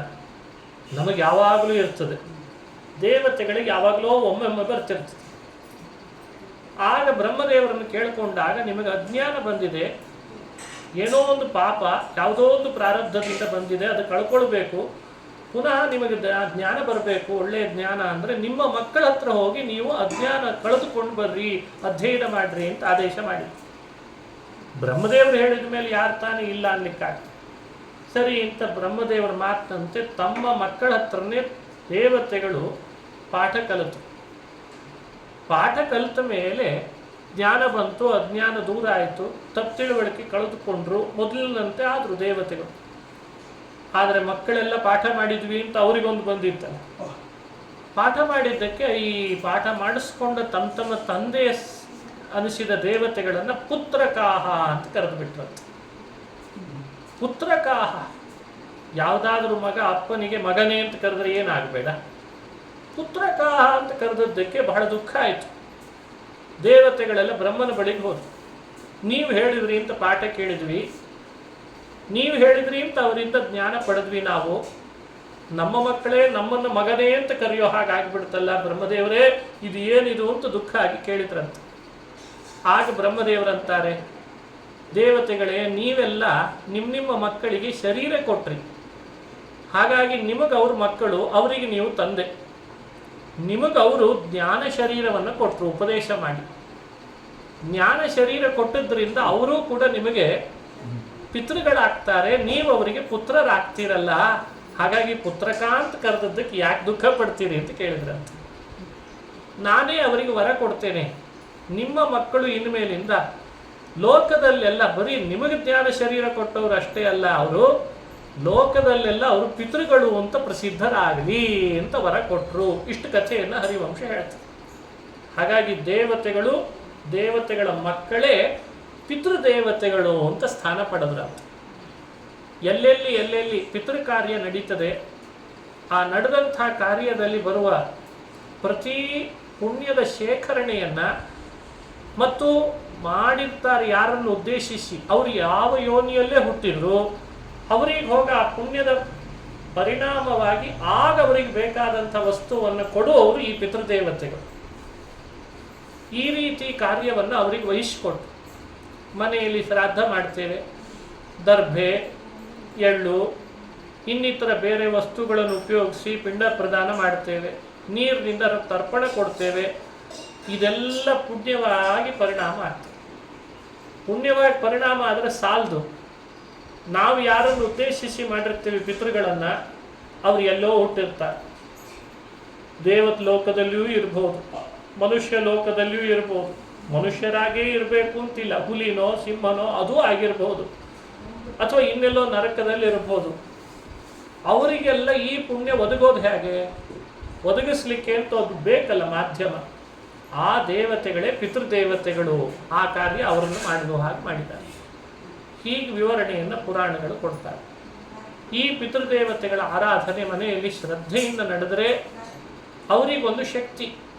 ಯಾವ್ಯಾವ ಮಕ್ಕಳು ತಮ್ಮ ತಮ್ಮ ಪಿತೃಗಳ ಆರಾಧನೆಯನ್ನು ಶ್ರದ್ಧೆಯಿಂದ ಮಾಡ್ತಾರೋ ಅವರವರ ವಂಶವನ್ನು ಪುನಃ ವೃದ್ಧಿಯಾಗಲಿ ಅಂತ ಹರಿಸಿ ಹೋಗ್ತಾರೆ. ಆಯುಷ್ಯಂ ವರ್ಚಸ್ವಂ ರಾಯಸ್ಪೋಷಮೌದ್ಭೀದಂ ಇದಂ ಹಿರಣ್ಯಂ ಜೈತ್ರಾಯಾತ್ ಇದದ್ಯಾತ್ ಅಂತ ಆಶೀರ್ವಾದ ಮಂತ್ರಗಳು. ಆಯು ಪ್ರಜಾ ಧನಂ ವಿದ್ಯಾಂ ಸ್ವರ್ಗಂ ಮೋಕ್ಷಂ ಸುಖಾನಿ ಚ ಪ್ರಯಚ್ಛಂತಿ ತಥಾ ರಾಜ್ಯಂ ಪಿತರಶ್ಚ ಪಿತಾಮಹಾಃ. ಆಯುಷ್ಯ, ಪ್ರಜಾ, ಸಂತತಿ ಎಲ್ಲವನ್ನು ಕೊಡುವ ಶಕ್ತಿ ಬ್ರಹ್ಮದೇವರು ಪಿತೃದೇವತೆಗಳಿಗೆ ಅಂತ ಆದೇಶ ಮಾಡಿಬಿಟ್ರು. ಹಾಗಾಗಿ ದೇವತೆಗಳ ಆರಾಧನೆ ಒಂದೆಡೆಯಲ್ಲಿ ಹೋಮ ಹವನಗಳಿಂದ ಆದರೆ ಪಿತೃದೇವತೆಗಳ ಆರಾಧನೆ ಶ್ರಾದ್ದದಿಂದ ಆಗಲಿ ಈ ವ್ಯವಸ್ಥೆ ಕಲ್ಪಿಸಿಕೊಟ್ಟವರು ಚತುರ್ಮುಖ ಬ್ರಹ್ಮದೇವರು. ಹಾಗಾಗಿ ಅದನ್ನು ಶ್ರದ್ಧೆಯಿಂದ ಮಾಡಬೇಕಾದ ಕಾರ್ಯ ಪಿತೃಗಳಿಗೋಸ್ಕರ, ಅದನ್ನೇ ಶ್ರಾದ್ದ ಅಂತ ಕರೀತಾರೆ. ಇಷ್ಟು ವಿವರಣೆಯನ್ನು ವೈಶಂಪಾಯನರು ಜನಮೇಜಯನಿಗೆ ಅಂತ ತಿಳಿಸ್ತಾರೆ. ಈ ಪಿತೃದೇವತೆಗಳ ಬಗ್ಗೆ ವಿಸ್ತಾರವಾದಂಥ ತಿಳುವಳಿಕೆ ಕೊಡ್ತದೆ ಹರಿವಂಶ. ಅವರ ಮಕ್ಕಳು ಸಂತತಿ ಹೇಗೆ ಬೆಳೀತು, ಅವರಿಂದ ಯಾರ್ಯಾರು ಹುಟ್ಟಿದ್ರು ಆ ವಿವರಣೆಯನ್ನು ಕೂಡ ಹರಿವಂಶ ಹೇಳ್ತದೆ. ಪಿತೃದೇವತೆಗಳ ಕನ್ಯೆಯರು ಯಾರ್ಯಾರು, ನನ್ನ ಮಕ್ಕಳು ಹುಟ್ಟಿದಾಗ ಕನ್ಯೆಯ ಸಂತತಿ ಬೆಳೀತಂತೆ, ಅವರು ಯಾರು ಅದನ್ನು ಕೂಡ ಪುರಾಣದಲ್ಲಿ ಹೇಳ್ತಾರೆ. ಹಾಗೇನೆ ಹರಿವಂಶದಲ್ಲಿ ಬರುವಂಥ ಮತ್ತೊಂದು ಅಪೂರ್ವವಾದ ತಿಳುವಳಿಕೆ, ಒಂದು ವಿಶೇಷವಾದ ಚರಿತ್ರೆ ಅಂದರೆ ಭೀಷ್ಮಾಚಾರ್ಯರು ಶ್ರಾದ್ದ ಮಾಡ್ತಾ ಇದ್ದಾರೆ. ಈ ಶ್ರಾದ್ದಾದಿಗಳನ್ನು ಮಾಡುವಾಗ ಹೆಚ್ಚು ವಿಧಿಗಳನ್ನು ಪಾಲನೆ ಮಾಡಬೇಕು, ನಿಯಮಗಳನ್ನು ತಿಳಿದು ಮಾಡಬೇಕು. ಅದನ್ನು ಮೋಗಮ್ಮಾಗಿ ಮಾಡಬಾರ್ದು. ಕೆಲವರು ಮೋಗಮ್ಮಾಗಿ ಮಾಡ್ತಾರೆ, ಮೋಗಮ್ಮಾಗಿ ಮಾಡೋದಲ್ಲ, ಶ್ರದ್ಧೆಯಿಂದ ಮಾಡಬೇಕು. ಭೀಷ್ಮರು ಒಮ್ಮೆ ಶ್ರಾದ್ದ ಮಾಡ್ತಾ ಇದ್ರ. ಧರ್ಮರಾಜನಿಗೆ ಈ ಕಥೆ ಭೀಷ್ಮರೇ ಹೇಳ್ಕೊಳ್ತಾರೆ. ಎಷ್ಟೆಷ್ಟು ಶ್ರದ್ಧೆಯಿಂದ ಮಾಡ್ತೇವೆ ಅಷ್ಟು ವರ ಕೊಡ್ತದೆ. ಆ ಮಾಡ್ತಿರುವಾಗ ಪಿಂಡ ಪ್ರದಾನ ಮಾಡುವ ಸಮಯ ಬಂತು. ಪಿಂಡ ಕಟ್ಟಿದ್ದಾರೆ. ಭೀಷ್ಮರು ಕೈಯಲ್ಲಿ ಪಿಂಡ ಹಿಡಿದು ತಮ್ಮ ತಂದೆ ಅವರ ಹೆಸರು ಗೋತ್ರ ಹೇಳಿ ಪಿಂಡ ಪ್ರದಾನ ಮಾಡಬೇಕು. ಭೂಮಿ ಬಿರುಕು ಬಿಟ್ಬಿಡ್ತಾರೆ. ಪಿಂಡ ಇಡುವ ಸ್ಥಳದಲ್ಲಿ ಭೂಮಿ ಬಿರುಕು ಬಿಡ್ತು. ಭೀಷ್ಮರು ನೋಡ್ತಾ ಇದ್ದಾರೆ, ಭೂಮಿ ಬಿರುಕು ಬೀಳ್ತಾ ಇದೆಯಲ್ಲ ಅಂತ.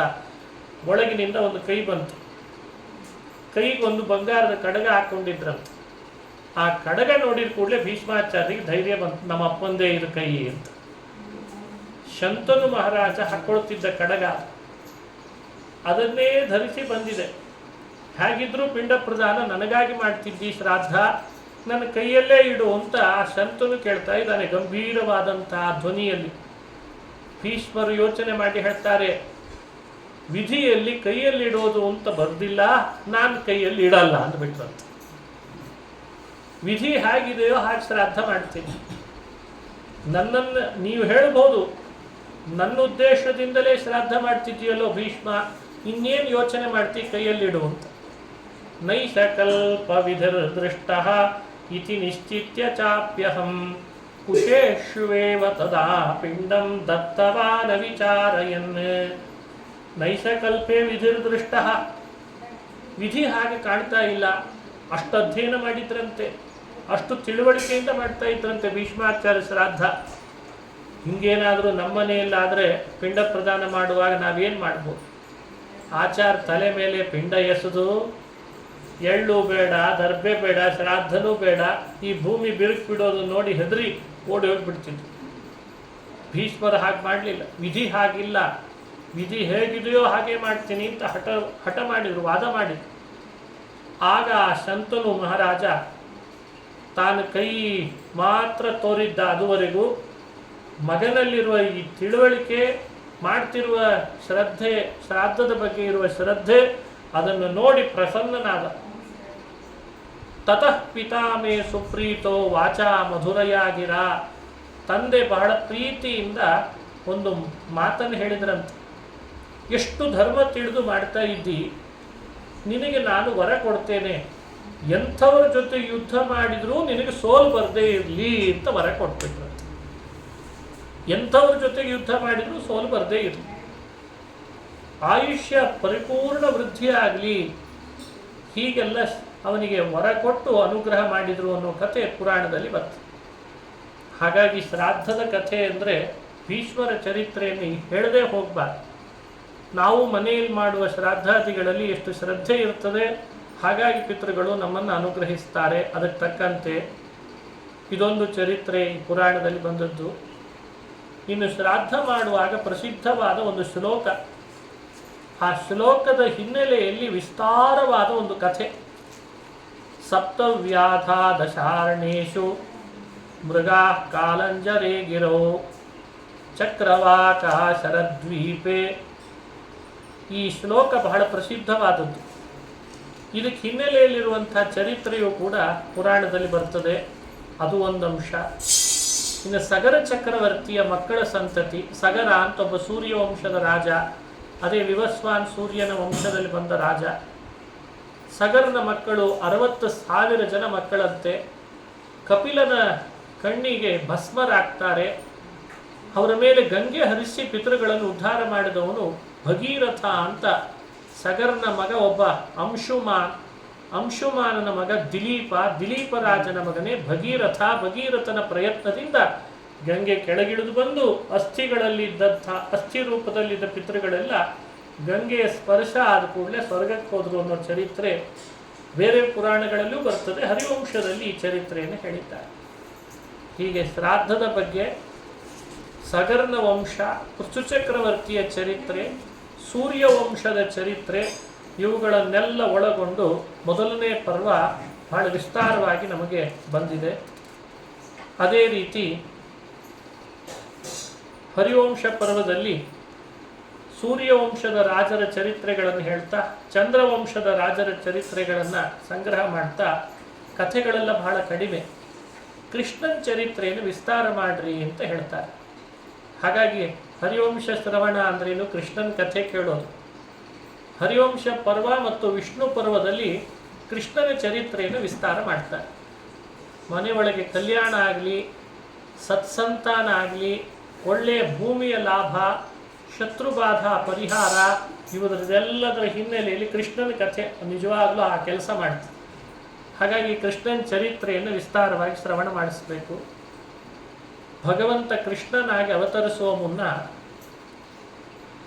ಆ ಮಹಾನುಭಾವಳಾದ ದೇವಕಿಯಲ್ಲಿ 6 ಮಕ್ಕಳು ಪಡೆದಿದ್ದರು. 6 ಮಕ್ಕಳನ್ನು ಕಂಸ ಕೊಂದ ಅಂತ ಕಥೆ. ಹರಿವಂಶದಲ್ಲಿ 6 ಮಕ್ಕಳ ಹಿನ್ನೆಲೆಯನ್ನು ವಿವರಣೆ ಮಾಡ್ತಾರೆ. ಯಾರ 6 ಮಕ್ಕಳು? ಕೃಷ್ಣ ಆಮೇಲೆ ಹುಟ್ಟಿದ್ನಲ್ಲ, ಮೊದಲು ಅವರ ಅಣ್ಣಂದ್ರಾಗಿ ಹುಟ್ಟಿದವರು ಇವರು. ಯಾರು ಇವರು ಅಂತ ಹೇಳ್ತಾರೆ. ಹುಟ್ಟಿದ ಕೂಡಲೇ ಅವರಿಗೆ ಕಂಸ ಸಾವು ತಂದಿಟ್ಟ. ಆ ವಿವರಣೆಯನ್ನು ಹರಿವಂಶ ಹೇಳುವಾಗ ಹೇಳ್ತದೆ. ಹಿಂದೆ ಮಹಾನುಭಾವರಾದ ಮರೀಚಿ ಋಷಿಗಳ ಮಕ್ಕಳಾಗಿ ಹುಟ್ಟಿದವರು 6 ಜನ ಒಳ್ಳೆ ವೇದಜ್ಞರಾಗಿದ್ದರಂತೆ. ವೇದಾಂತಗಳನ್ನು ತಿಳಿದವರು. ಆ ತಿಳಿದವರಾಗಿಯೂ ಕೂಡ ಮಹಾತ್ಮರನ್ನು ದ್ರೋಹ ಮಾಡಿದ್ದಕ್ಕೆ ಶಾಪ ಬಂತಂತೆ.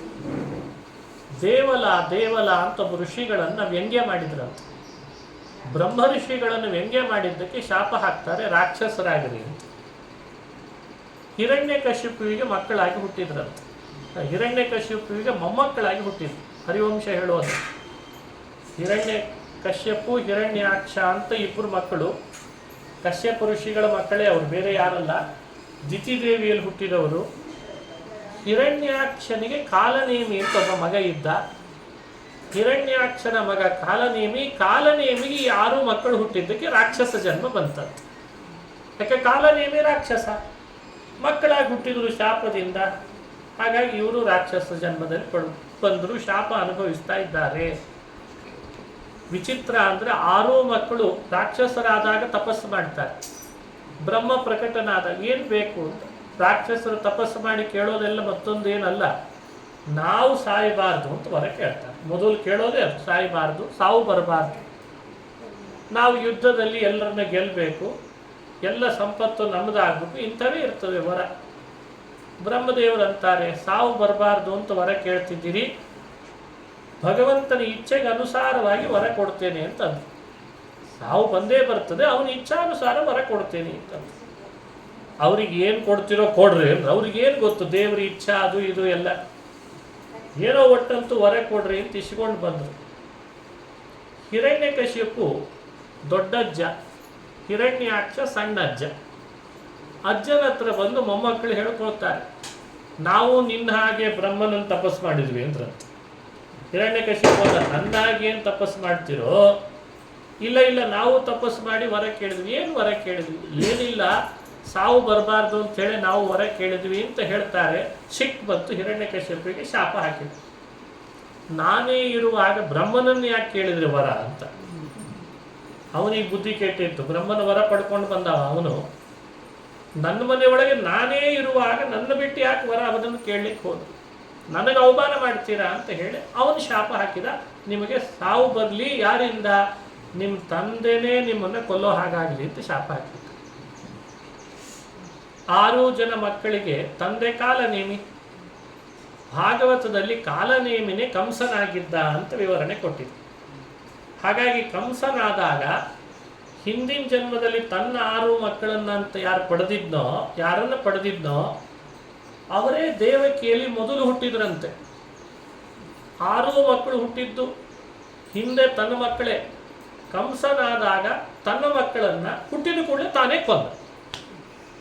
ಹಿರಣ್ಯಕಶಿಪು ಕೊಟ್ಟ ಶಾಪ ಸತ್ಯ ಆಯಿತು ಅಂತ ಹರಿವಂಶ ಹೇಳ್ತದೆ. ಹಿರಣ್ಯಕಶಿಪುವಿನ ಶಾಪ ಸತ್ಯ ಆದರೂ ಒಂದು ಸಮಸ್ಯೆ ಉಳಿತು, ಬ್ರಹ್ಮದೇವರು ಕೊಟ್ಟ ವರ ಏನಾಯಿತು ಅಂತ. ಅದರ ವಿವರಣೆಯನ್ನು ಹರಿವಂಶ ಹೇಳ್ತದೆ. ಹೇಗಿರ್ತದೆ ಅಘಟಿತ ಘಟನಾ ಶಕ್ತಿ ಎನ್ಲಿಕ್ಕೆ ಈ ಕಥೆಗಳು.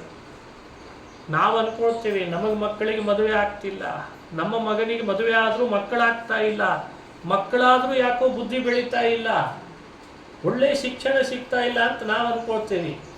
ಆದರೆ ಹಿಂದೆ ಇರುವ ಸಂಕಲ್ಪಗಳೆಲ್ಲ ಬೇರೆ ಬೇರೆನೇ ಇದೆ ಅಂತದೆ ಹರಿವಂಶ. ಆಗ ಆತ ಶಾಪ ಮತ್ತು ವರಗಳಲ್ಲಿ ವರ ಪಡ್ಕೊಂಡು ಬಂದವರು ವಿಚಿತ್ರ ಅಂದರೆ 6 ಜನ ರಾಕ್ಷಸರು ಒಂದೇ ಗುಹೆಯಲ್ಲಿ ಹೋಗಿ ಮಲಗ್ತಿದ್ರಂತೆ. ದುರ್ಗಾದೇವಿಗೆ ಭಗವಂತ ಆದೇಶ ಮಾಡಿದ, ನೋಡು ದೇವಕಿಯಲ್ಲಿ ನಾನು ಮುಂದೆ ಅವತಾರ ಮಾಡೋದು, ಆದರೆ ಮೊದಲು ಹುಟ್ಟೋ 6 ಮಕ್ಕಳ ವ್ಯವಸ್ಥೆ ನೀನು ಮಾಡು ಅಂತ. ದುರ್ಗೆ ಏನು ಮಾಡ್ತಾಳೆ, ಯಾವ ಗುಹೆಯಲ್ಲಿ 6 ಜನ ರಾಕ್ಷಸರು ಮಲಗುತ್ತಿದ್ರೋ ಮಲಗಿದ ಕೂಡಲೇ ಒಂದು ಅಂಶದಿಂದ ದೇಹದಿಂದ ಎಳಿತಿದ್ಲಂತವರು. ಒಂದು ಅಂಶ ಜೀವನನ್ನು ಎಳೆದು ದೇವಕಿ ಗರ್ಭದಲ್ಲಿ ಸೇರಿಸಿ ಗರ್ಭವಾಸದ ದುಃಖದ ಅನುಭವ ಎಲ್ಲ ಅವರಿಗೆ ಕೊಡಿಸಿ ಆಮೇಲೆ ಅವರು ಭೂಮಿಯಲ್ಲಿ ಹುಟ್ಟಬೇಕು. ಹುಟ್ಟಿದ ಕೆಲವೇ ಸಮಯದಲ್ಲಿ ಕಂಸ ಬರಬೇಕು, ಕೊಲ್ಲಬೇಕು. ಕೊಂದು ಕೂಡಲೇ ಆ ಶಿಶು ದೇಹ ಕೆಳಗೆ ಬಿದ್ದಾಗ ಜೀವರನ್ನು ಪುನಃ ಅದೇ ಗುಹೆಯ ಒಳಗೆ ಯಾವ ದೇಹದಲ್ಲಿ ಮಲಗಿರ್ತಿದ್ರು ಅಲ್ಲಿ ಹೋಗಿ ಸೇರಿಸ್ಬೇಕಂತ. ಇಷ್ಟು ಕೆಲಸ ಮಾಡಿದವಳು ದುರ್ಗೆ ಅಂತ ಭಾಗವತ ಹೇಳ್ತದೆ. ಹರಿವಂಶ ಅದನ್ನು ಸ್ಪಷ್ಟೀಕರಣ ಕೊಡ್ತದೆ. ಹೀಗೆ ಮಲಗಿದಾನೆ ಎಂದದ್ರಿಂದ ದೇಹದ ಒಂದು ಭಾಗದಿಂದ ಮಲಗಿನ ಸುಪ್ತಿಯ ಅನುಭವ, ಗರ್ಭವಾಸ ಮಾಡಿದ್ದಾರೆ ಎಂದದ್ರಿಂದ ಇನ್ನೊಂದು ಶಿಶು ದೇಹದಲ್ಲಿ ಗರ್ಭವಾಸ ಮಾಡಿದಾಗ ಗರ್ಭವಾಸದ ದುಃಖದ ಅನುಭವ, ಜೀವರಿಗೆ ಒಟ್ಟೊಟ್ಟಿಗೆ ಮಲಗಿದ ಅನುಭವ, ಗರ್ಭವಾಸದ ದುಃಖದ ಅನುಭವ ಮಾಡಿಸಿ ಯೋಗ ನಿದ್ರಾ ವಿಶಾರದನಾದ ಶ್ರೀಹರಿ ಯೋಗ ಮಾಯೆಯಿಂದ ಈ ಕಾರ್ಯ ಮಾಡಿದ ಅಂತ ಹರಿವಂಶ ಹೇಳ್ತಾರೆ. ದುರ್ಗೆಯ ಕಾರ್ಯ ಅಷ್ಟು ಅದ್ಭುತವಾದ ಕೆಲಸ. ಗರ್ಭದಲ್ಲಿ ಸೇರಿಸೋದು, ಹುಟ್ಟಿಸೋದು, ಹುಟ್ಟಿದ ಕೂಡಲೇ ಸಾಯೋದು ಶಿಶು ರೂಪದಿಂದ, ಶಿಶು ದೇಹ ಕಳಚಿ ಬಿದ್ದ ಕೂಡಲೇ ಪುನಃ ರಾಕ್ಷಸ ದೇಹಕ್ಕೆ ಅವರನ್ನು ತಗೊಂಡೋಗಿ ಕಳಿಸೋದು. ಇಷ್ಟು ಕೆಲಸ ಮಾಡಿಬಿಡ್ತಾರೆ. 1 ಆಯಿತು, 2 ಆಯಿತು, 3 ಆಯಿತು, 6 ಮಕ್ಕಳನ್ನು ಹಾಗೆ ಮಾಡಿದ್ಲಂತ. 6 ಮಕ್ಕಳು ಪುನಃ ರಾಕ್ಷಸರಾಗಿ ಅದೇ ಗುಹೆ ಸುತಳದಲ್ಲಿ ಅಲಿತಾ ಇದ್ದಾರೆ. ಶ್ರೀಕೃಷ್ಣ ಕಂಸನನ್ನು ಕೊಂದು ದ್ವಾರಕಾಪಟ್ಟಣ ನಿರ್ಮಾಣ ಮಾಡಿಸಿ ಯಾದವರನ್ನೆಲ್ಲ ದ್ವಾರಕೆಗೆ ಕರ್ಕೊಂಡು ಬಂದ ಅಂತ ಕಥೆ. ದ್ವಾರಕೆಯಲ್ಲಿ ವಾಸ ಮಾಡಿದಾಗ ಯಶೋದೆಗೆ, ದೇವಕಿಗೆ, ನಂದಗೋಪನಿಗೆ, ವಸುದೇವನಿಗೆ ತಾನು ಯಾರು ಅಂತ ಅವಾಗ ಪರಿಚಯಿಸಿರ್ತಿದ್ದ. ಒಮ್ಮೆ ದೇವಕಿ ದೇವಿ ಬರಮಾಡ್ಕೊಂಡ್ಲಂತೆ ಕೃಷ್ಣನನ್ನು. ಕೃಷ್ಣ ಬಂದ ಅಂದಾಗ ಭಾರಿ ಆನಂದ ಆಯ್ತವನು. ಕೃಷ್ಣ ನನ್ನ ಹತ್ರ ಕೇಳ್ಕೊಳ್ಬೇಕು, ವರ ಕೇಳಬೇಕು ಅಂತ ಅಂತಿದ್ಲಂತ. ಏನು ವರ ಕೇಳಬೇಕು? ಏನಲ್ಲ, ನೀನು ಹುಟ್ಟೋಗಿಂತ ಮುಂಚೆನೇ ನಿನಗೆ 6 ಜನ ಅಣ್ಣಂದಿರಿದ್ರು, ನಾನೇ ಹಡ್ದಿದ್ದೆ. ಹುಟ್ಟಿದ ಕೂಡಲೇ ಕಂಸ ಕೊಂದು ಹಾಕಿಬಿಟ್ಟ. ನನ್ನ ಎದೆ ಹಾಲು ಉಣಿಸ್ಲಿಕ್ಕೆ ಆಗಲಿಲ್ಲ. ತಾಯಿ ಹುಟ್ಟಿದ ಮಕ್ಕಳಿಗೆ ಎದೆ ಹಾಲು ಉಣಿಸ್ಬೇಕು ಅಂದರೆ ತೃಪ್ತಿ. ನನಗದೊಂದು ಕೊರಗಿದೆ ಕೃಷ್ಣ, ನಿನಗೆ ಹಾಗಲ್ಲ. ಹುಟ್ಟಿದ ಮೇಲೆ ನಿನಗೆ ಎದೆ ಹಾಲು ಉಣಿಸಿದ್ದೇನೆ, ಆಮೇಲೆ ಕರ್ಕೊಂಡು ಹೋಗಿದ್ದಾರೆ ನಿಮ್ಮಪ್ಪ ವಸುದೇವ ನಂದಗೋಕುಲಕ್ಕೆ. ಆ 6 ಜನ ಮಕ್ಕಳಿಗೆ ಮಾತ್ರ ಆಗಲೇ ಇಲ್ಲ. ಅವರು ಎಲ್ಲಿದ್ದಾರೆ ಗೊತ್ತಿಲ್ಲ. ನೀನು ಪರದೈವ, ನನಗೆ ಆ 6 ಜನ ಮಕ್ಕಳನ್ನು ಕರ್ಕೊಂಡು ಬಾ, ಒಂದು ತೊಟ್ಟಿ ಎದೆ ಹಾಲು ಉಣಿಸ್ತೇನೆ, ಆಮೇಲೆ ಎಲ್ಲಾದರೂ ಕರ್ಕೊಂಡು ಹೋಗು ಅಂತ ಕೇಳ್ಕೊಂಡ್ಲ. ಕರ್ತುಂ ಅಕರ್ತುಂ ಅನ್ಯಥಾ ಕರ್ತುಂ ಸಮರ್ಥ. ಏನು ಬೇಕಾದರೂ ಮಾಡ್ಲಿಕ್ಕೆ ಸಮರ್ಥನಾದವನು ಕೃಷ್ಣ ಮಾತ್ರಪ್ಪ, ಅಘಟಿತ ಘಟನಾ ಶಕ್ತಿ ಇರುವವನು. ಆಯಿತು ಅಂದ ತಾಯಿಗೆ, ನೀನು ಕೇಳ್ತಿದ್ದಿ, ನಾನು ಕರ್ಕೊಂಡು ಬರ್ತೇನೆ ಅಂತ ಕೃಷ್ಣ ಆ ಗುಹೆಗೆ ಹೋದ. ಗುಹೆ ಅಂದರೆ ಸುತಳ ಲೋಕಕ್ಕೆ ಹೋದ. ಆ ರಾಕ್ಷಸರಾಗಿ 6 ಜನ ಇದ್ರು. ರಾಕ್ಷಸ ದೇಹವನ್ನು ಕಳಚಿ ಬೀಳಿಸಿದ. ಕೃಷ್ಣನ ಮಹಿಮೆನೇ ಹಾಗೆ. ಯಾರ ನಾಮ ಹೇಳಿದರೆ ರಾಕ್ಷಸರು ಓಡಿ ಹೋಗ್ತಾರೋ, ಯಾರ ನಾಮ ಹೇಳಿದರೆ ಯಮಲೋಕದ ಪಾಪಿಷ್ಠರೆಲ್ಲರೂ ಕೂಡ ಓಡಿ ಹೋಗ್ತಾರೋ, ಅಂಥ ನಾಮವಂತನಾದ ಕೃಷ್ಣ ಬಂದರೆ ರಾಕ್ಷಸ ದೇಹ ಉಳಿದೀತೆ. ಕೃಷ್ಣ ತನ್ನ ಶಕ್ತಿಯಿಂದ 6 ಜನ ಮಕ್ಕಳನ್ನು ರಾಕ್ಷಸ ದೇಹದಿಂದ ದೂರ ಮಾಡಿ ಶಿಶು ದೇಹ ಬರೋ ಹಾಗೆ ಮಾಡಿ 6 ಮಕ್ಕಳನ್ನು ಕೈಯಲ್ಲಿ ಹಿಡ್ಕೊಂಡು ಬಂದು ದ್ವಾರಕೆಯಲ್ಲಿದ್ದಂಥ ತನ್ನ ತಾಯಿ ದೇವಕಿಯ ಮಡಿಲಿಗೆ ಇಟ್ಟ. ಇದೇ ಮಕ್ಕಳ ನೋಡ್ಕೋ ಅಮ್ಮ ಅಂತಂದ. ಅಮ್ಮನಿಗೆ ಗೊತ್ತಾಗ್ತದೆ, ಕರಳು ಹಚ್ಕೊಂಡು ಹುಟ್ಟಿದ್ದಕ್ಕೆ ಇವರೇ ನನ್ನ ಮಕ್ಕಳು. ಎದೆ ಹಾಲು ಕುಡಿಸಿದ್ಲು, ಪುನಃ ರಾಕ್ಷಸರಾಗಲಿಲ್ಲ ಅಂತಾರೆ ಮಹಾನುಭಾವರು. ಯಾಕೆ ಅಂದರೆ ಕೃಷ್ಣ ಹಾಲು ಕುಡಿದು ಸ್ವಲ್ಪ ಹಾಲನ್ನು ಈ ದೇವಕಿ ಎದೆಯಲ್ಲಿ ಉಳಿಸಿ ಹೋಗಿದ್ದಂತೆ.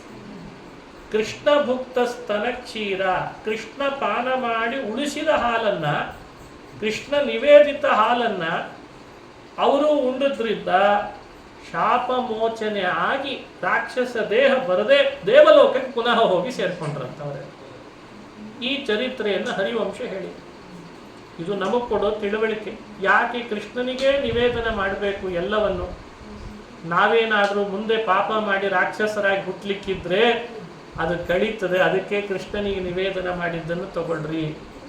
ಕೃಷ್ಣನ ಮಹಿಮೆ ಯಾಕೆ ಸಾರಬೇಕು, ಕೃಷ್ಣನ ಸ್ಮರಣೆ ಯಾಕೆ ಮಾಡಬೇಕು ಅಂದ್ರೆ ಇಂಥ ಚರಿತ್ರೆಗಳೆಲ್ಲ ಮಾಡಿದ. ಹೀಗೆ ತಾಯಿಯ ಹೊಟ್ಟೆ ತಣ್ಣಗಿರ್ಲಿ ಅಂತ ದೇವಕಿಗೆ ಅನುಗ್ರಹಿಸಿದ ಕೃಷ್ಣ. ದೇವಕಿ ಪರಮಾನಂದಂ. ಜಗದ್ಗುರುವಾದರೂ ಕೃಷ್ಣ ದೇವಕಿಯ ತಾಯಿಗೆ ಆನಂದ ಕೊಟ್ಟವನು. ಅವಳಿಗೆ ಆನಂದವನ್ನು ಕೊಟ್ಟಂಥ ಮಹಾನುಭಾವ ಕೃಷ್ಣ, ಅವನಿಗೆ ನಮಸ್ಕಾರ ಅಂತಾರೆ. ಇದು ಕೃಷ್ಣನ ಕಥೆ. ಷಡ್ಗರ್ಭ ಚರಿತ್ರೆ, ಷಡ್ಗರ್ಭಾಸುರ ಚರಿತ್ರೆ ಅಂತ ಹರಿವಂಶದ ಪ್ರಾರಂಭದಲ್ಲಿ ಇದನ್ನೂ ಕೂಡ ಶ್ರವಣ ಮಾಡಿದೆ. ಆಗ ತಾನೇ ವಿವಾಹ ಮಾಡಿಕೊಂಡ ದಂಪತಿಗಳೆಲ್ಲ ಮಕ್ಕಳನ್ನು ಪಡೆಯೋ ಮುನ್ನ ಈ ಚರಿತ್ರೆಗಳನ್ನು ತಿಳಿದು ಕೃಷ್ಣನಿಗೆ ಶರಣು ಹೋದರೆ ಅವರಿಗೆ ಸತ್ಸಂತಾನವನ್ನು ಕೃಷ್ಣ ಪರಮಾತ್ಮ ನೀಡ್ತಾನೆ. ಈ ಚರಿತ್ರೆಗಳೆಲ್ಲ ಗೊತ್ತಿದ್ದು ಮನನ ಮಾಡ್ತಾ ಇದ್ರೆ ಸ್ತ್ರೀಯರಿಗೆ ಗರ್ಭಕ್ಕೆ ಸಂಬಂಧಪಟ್ಟ ಏನಾದರೂ ರೋಗಗಳಿದ್ರೆ ಆ ಗರ್ಭ ರೋಗಗಳನ್ನೆಲ್ಲ ಪರಿಹಾರ ಮಾಡ್ತಾನೆ. ಇದು ಕೃಷ್ಣನ ಕಥೆ. ಹೀಗೆ ಷಡ್ಗರ್ಭರ ಕಥೆಯನ್ನು ಚಿಂತನೆ ಮಾಡಿಸಿದ ಪುರಾಣ. ಆಮೇಲೆ ಭಗವಂತ 7ನೇಯವನಾಗಿ ಶೇಷನನ್ನು ಕಳಿಸಿದ ದೇವಕಿ ಗರ್ಭದಲ್ಲಿ. ಗರ್ಭ ಸಂಕರ್ಷಣಾಚ್ಚೈವ ಸಂಕರ್ಷಣಮಿಮಂ ಪ್ರಾಹು. ಹರಿವಂಶ ಹೇಳುವಂತೆ ಶೇಷ ದೇವಕಿ ಗರ್ಭದಲ್ಲಿ ಸೇರಿದ್ದಾನೆ. ಯೋಗ ಮಾಡಿ ದುರ್ಗೆಗೆ ಆದೇಶ ಮಾಡಿದ, ಅವನು ಕೆಲವೇ ತಿಂಗಳು ಮಾತ್ರ ಅಲ್ಲಿರಬೇಕಷ್ಟೆ, ಪೂರ್ಣ ಅಲ್ಲೇ ಇರೋ ಹಾಗಿಲ್ಲ ಅಂದ. ಹಾಗಾಗಿ ಕೆಲವು ತಿಂಗಳು ಮಾತ್ರ ಶೇಷ ದೇವಕಿ ಗರ್ಭದಲ್ಲಿ ಇದ್ದಾನೆ. ಅಲ್ಲಿಂದ ಆಕರ್ಷಿಸಿದ್ಲು ಯೋಗಮಾಯಿ. ವಸುದೇವನಿಗೆ ಇನ್ನೊಬ್ಳು ಪತ್ನಿ ಇದ್ಲು, ದೇವಕಿನೂ ಒಬ್ಳು, ಸುರಭಿ ಅಂತ ಇನ್ನೊಬ್ಳು, ಅವಳು ರೋಹಿಣಿ ಅಂತಾಗಿ ಹುಟ್ಟಿದ್ಲು. ದಕ್ಷನ ಮಗಳು ಸುರಭಿ ರೋಹಿಣಿಯಾಗಿ ಭೂಮಿಯಲ್ಲಿ ಹುಟ್ಟಿದಾಳೆ. ಆ ರೋಹಿಣಿಯ ಒಳಗೆ ಗರ್ಭದಲ್ಲಿ ಪ್ರವೇಶ ಮಾಡಿಸಿದ್ಲಂತೆ ದುರ್ಗೆ. ರೋಹಿಣಿಯಲ್ಲಿ ಹುಟ್ಟಿದ್ದಕ್ಕೆ ಅವನಿಗೆ ರೌಹಿಣೇಯ ಬಲರಾಮ ಬಲಭದ್ರ ಅಂತ ಆದ.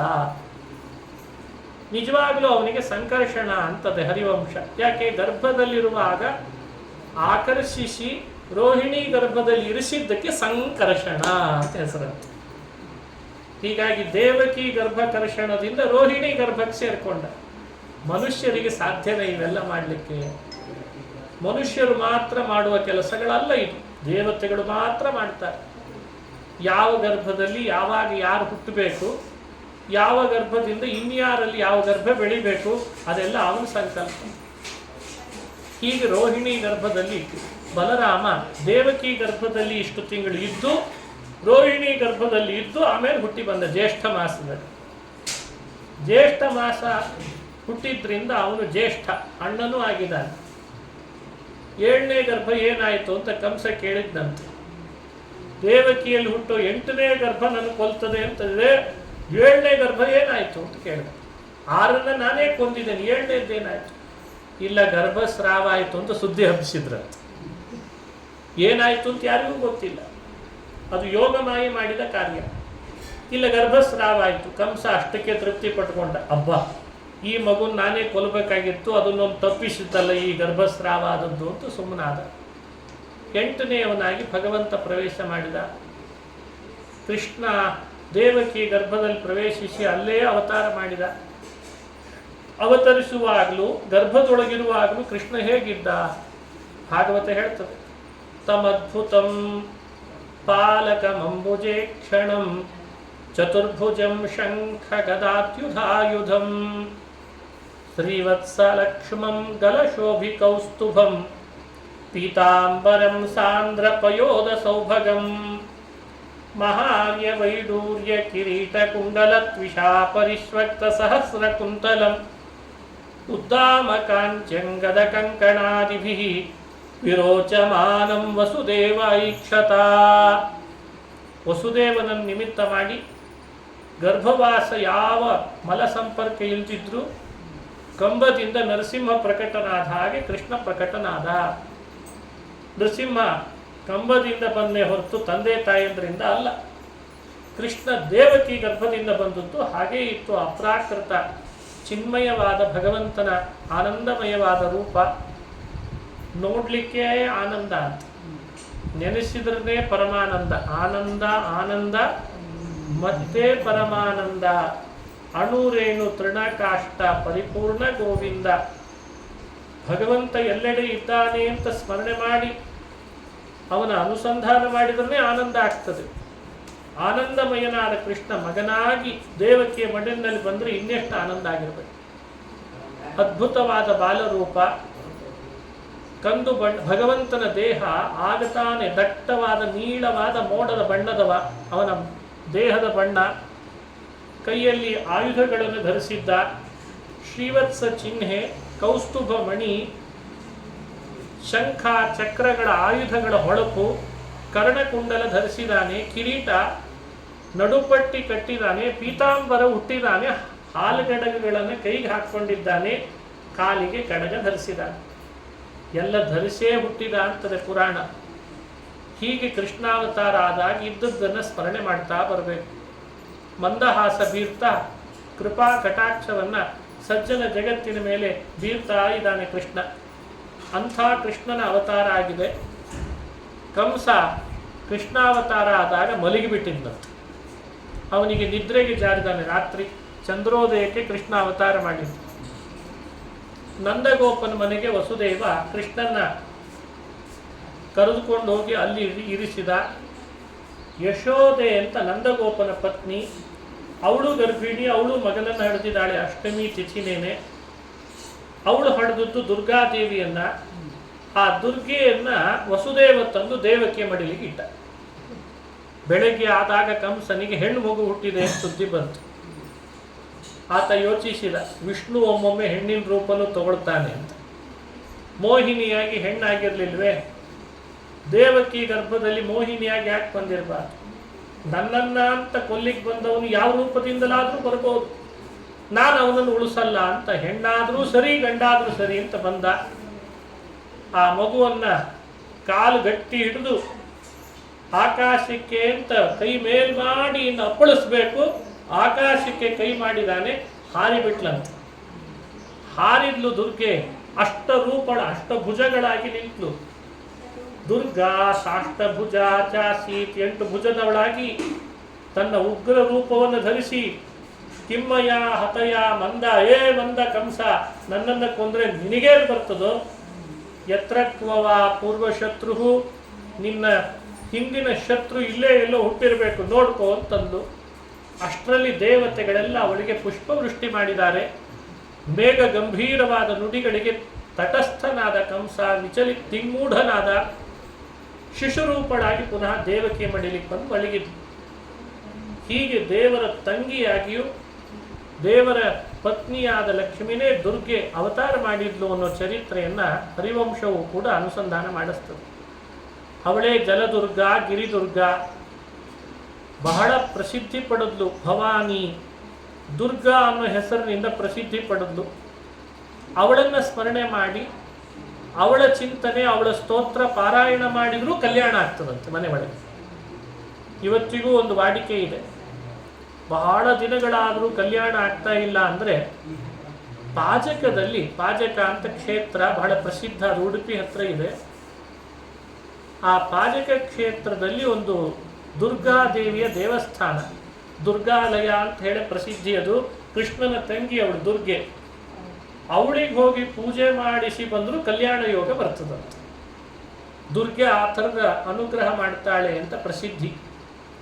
ಆ ದುರ್ಗಾದೇವಿಯ ಸ್ಮರಣೆ ದುರ್ಜ್ಞೇಯತ್ವಾತ್, ದುಃಖದತ್ವಾತ್, ದುಷ್ಪ್ರಾಪ್ಯತ್ವಾಚ್ಚ ದುರ್ಜನೈಹಿ. ವಾದಿರಾಜರು ದುರ್ಗೆಯ ಸ್ಮರಣೆ ಮಾಡಿಸ್ತಾರೆ. ಯಾರಿಂದಲೂ ಇವಳ ಮಹಿಮೆ ಪೂರ್ಣ ತಿಳಿಲಿಕ್ಕಾಗಲ್ಲ, ಅದಕ್ಕೆ ಅವಳು ದುರ್ಗ. ಯಾರು ಇವಳನ್ನು ನಂಬಲ್ಲ ಅವರಿಗೆ ದುಃಖ ತಪ್ಪಿದ್ದಲ್ಲ, ಅದಕ್ಕೆ ಅವಳು ದುರ್ಗ. ಅವಳನ್ನು ಯಾರಾದರೂ ಸುಲಭವಾಗಿ ಹಿಡಿತಾರೆ ಅಂತ ಹಿಡಿಲಿಕ್ಕೆ ಬಂದರೆ ಕೈಗೆ ಅವಳು ಸಿಗಲ್ಲ, ಅದಕ್ಕೂ ಅವಳು ದುರ್ಗ. ದುರ್ಜ್ಞೇಯತ್ವಾತ್, ದುಃಖದತ್ವಾತ್, ದುಷ್ಪ್ರಾಪ್ಯತ್ವಾಚ್ಚ ದುರ್ಜನೈಹಿ. ಸಜ್ಜನರು ಹೃದಯದಲ್ಲಿ ಯಾವಾಗಲೂ ವಾಸ ಮಾಡ್ತಾಳೆ, ಅದಕ್ಕೂ ದುರ್ಗಾ ಅಂತ ಹೆಸರಂತೆ. ಹೃದಯ ಗುಹಾ ವಾಸ ಮಾಡಿದ್ದಾಳೆ. ಸತಾಂ ಹೃದಯ ಭೂಮಿತ್ವಾತ್ ದುರ್ಗಾತ್ವಂ ಹೃದ್ಗುಹಾಶ್ರಯ. ಹೀಗೆ ದುರ್ಗೆಯ ಸ್ಮರಣೆ ಮಾಡಬೇಕು ಅಂತ ಹೇಳಿಕೊಟ್ಟಿದ್ದಾರೆ. ಅಂಥ ದುರ್ಗೆ ಕೃಷ್ಣನ ಸಹೋದರಿಯಾದವಳು, ಲಕ್ಷ್ಮಿನೇ ಅವಳು. ಕಂಸನಿಗೆ ಭಯ ಹುಟ್ಟಿಸಿದ್ಲು, ಭವಿಷ್ಯ ನುಡಿದಲು. ಆಮೇಲೆ ಮಗುವಾದ ಕಂಸ ತಲೆ ಬಡ್ಕೊಂಡ. ಅನ್ಯಾಯವಾಗಿ ತಂಗಿ 6 ಮಕ್ಕಳನ್ನು ಕೊಂದಲ್ಲ ಅಂತ ತಲೆ ಬಡ್ಕೊಂಡು ಪಶ್ಚಾತ್ತಾಪ ಆಯಿತು. ಅವಳಿಗೆ ಉಪದೇಶ ಮಾಡಿದ ದೇವಕಿಗೆ, ಯಾರಿಗೂ ಹುಟ್ಟು ಸಾವು ತಪ್ಪಿದ್ದಲ್ಲ ಅಂತ ಅವಳಿಗೆ ಉಪದೇಶ ಮಾಡಿದ. ಒಮ್ಮೆ ಒಳ್ಳೊಳ್ಳೆ ಶಾಸ್ತ್ರದ ಮಾತುಗಳನ್ನಾಡಿ ಉಪದೇಶ ಮಾಡ್ತಾನೆ, ಮತ್ತೊಮ್ಮೆ ನನಗಿಂತ ಯಾರು ಶ್ರೇಷ್ಠ ಅಂತ ತಾನೇ ಅಂತ ಅಹಂಕಾರ ಪಡ್ತಾನೆ. ಇದೇ ಕಂಸ ಅಂದ್ರೆ. ಕಂಸ ಅಂತ ಒಬ್ಬ ಆಗಿ ಹೋದ ಅಂದ್ಕೊಳ್ಳೋದಲ್ಲ. ನಿಮ್ಮ ಮನೆಯಲ್ಲೂ ಕಂಸರು ಬಹಳ ಆಗಿರ್ತೇವೆ ನಾವು. ಒಮ್ಮೆ ಒಳ್ಳೆ ಭಾವ, ಇನ್ನೊಮ್ಮೆ ಕೆಟ್ಟ ಭಾವ. ಇದೆಲ್ಲ ನೋಡಿದರೆ ಪುರಾಣ ಸ್ಪಷ್ಟಪಡಿಸ್ತದೆ. 2 ಭಾವ ಇದೆ ಅಂದರೆ ದೇಹದೊಳಗೂ ಇಬ್ಬರಿದ್ದಾರೆ ಅಂತ ತಿಳುವಳಿಕೆ ಮಾಡಿಕೊಳ್ಳ್ರಿ. ಒಳಗೊಬ್ಬ ಇದ್ದಾನೆ, ಕಾಲನೇಮಿ ಅಂತ, ಹಿರಣ್ಯಾಕ್ಷನ ಮಗ ರಾಕ್ಷಸ. ಅದೇ ದೇಹದೊಳಗೆ ಕಂಸನ ದೇಹದಲ್ಲಿ ಇನ್ನೊಬ್ಬ ಇದ್ದಾನೆ, ವರುಣಪುತ್ರನಾದಂಥ ಭೃಗು.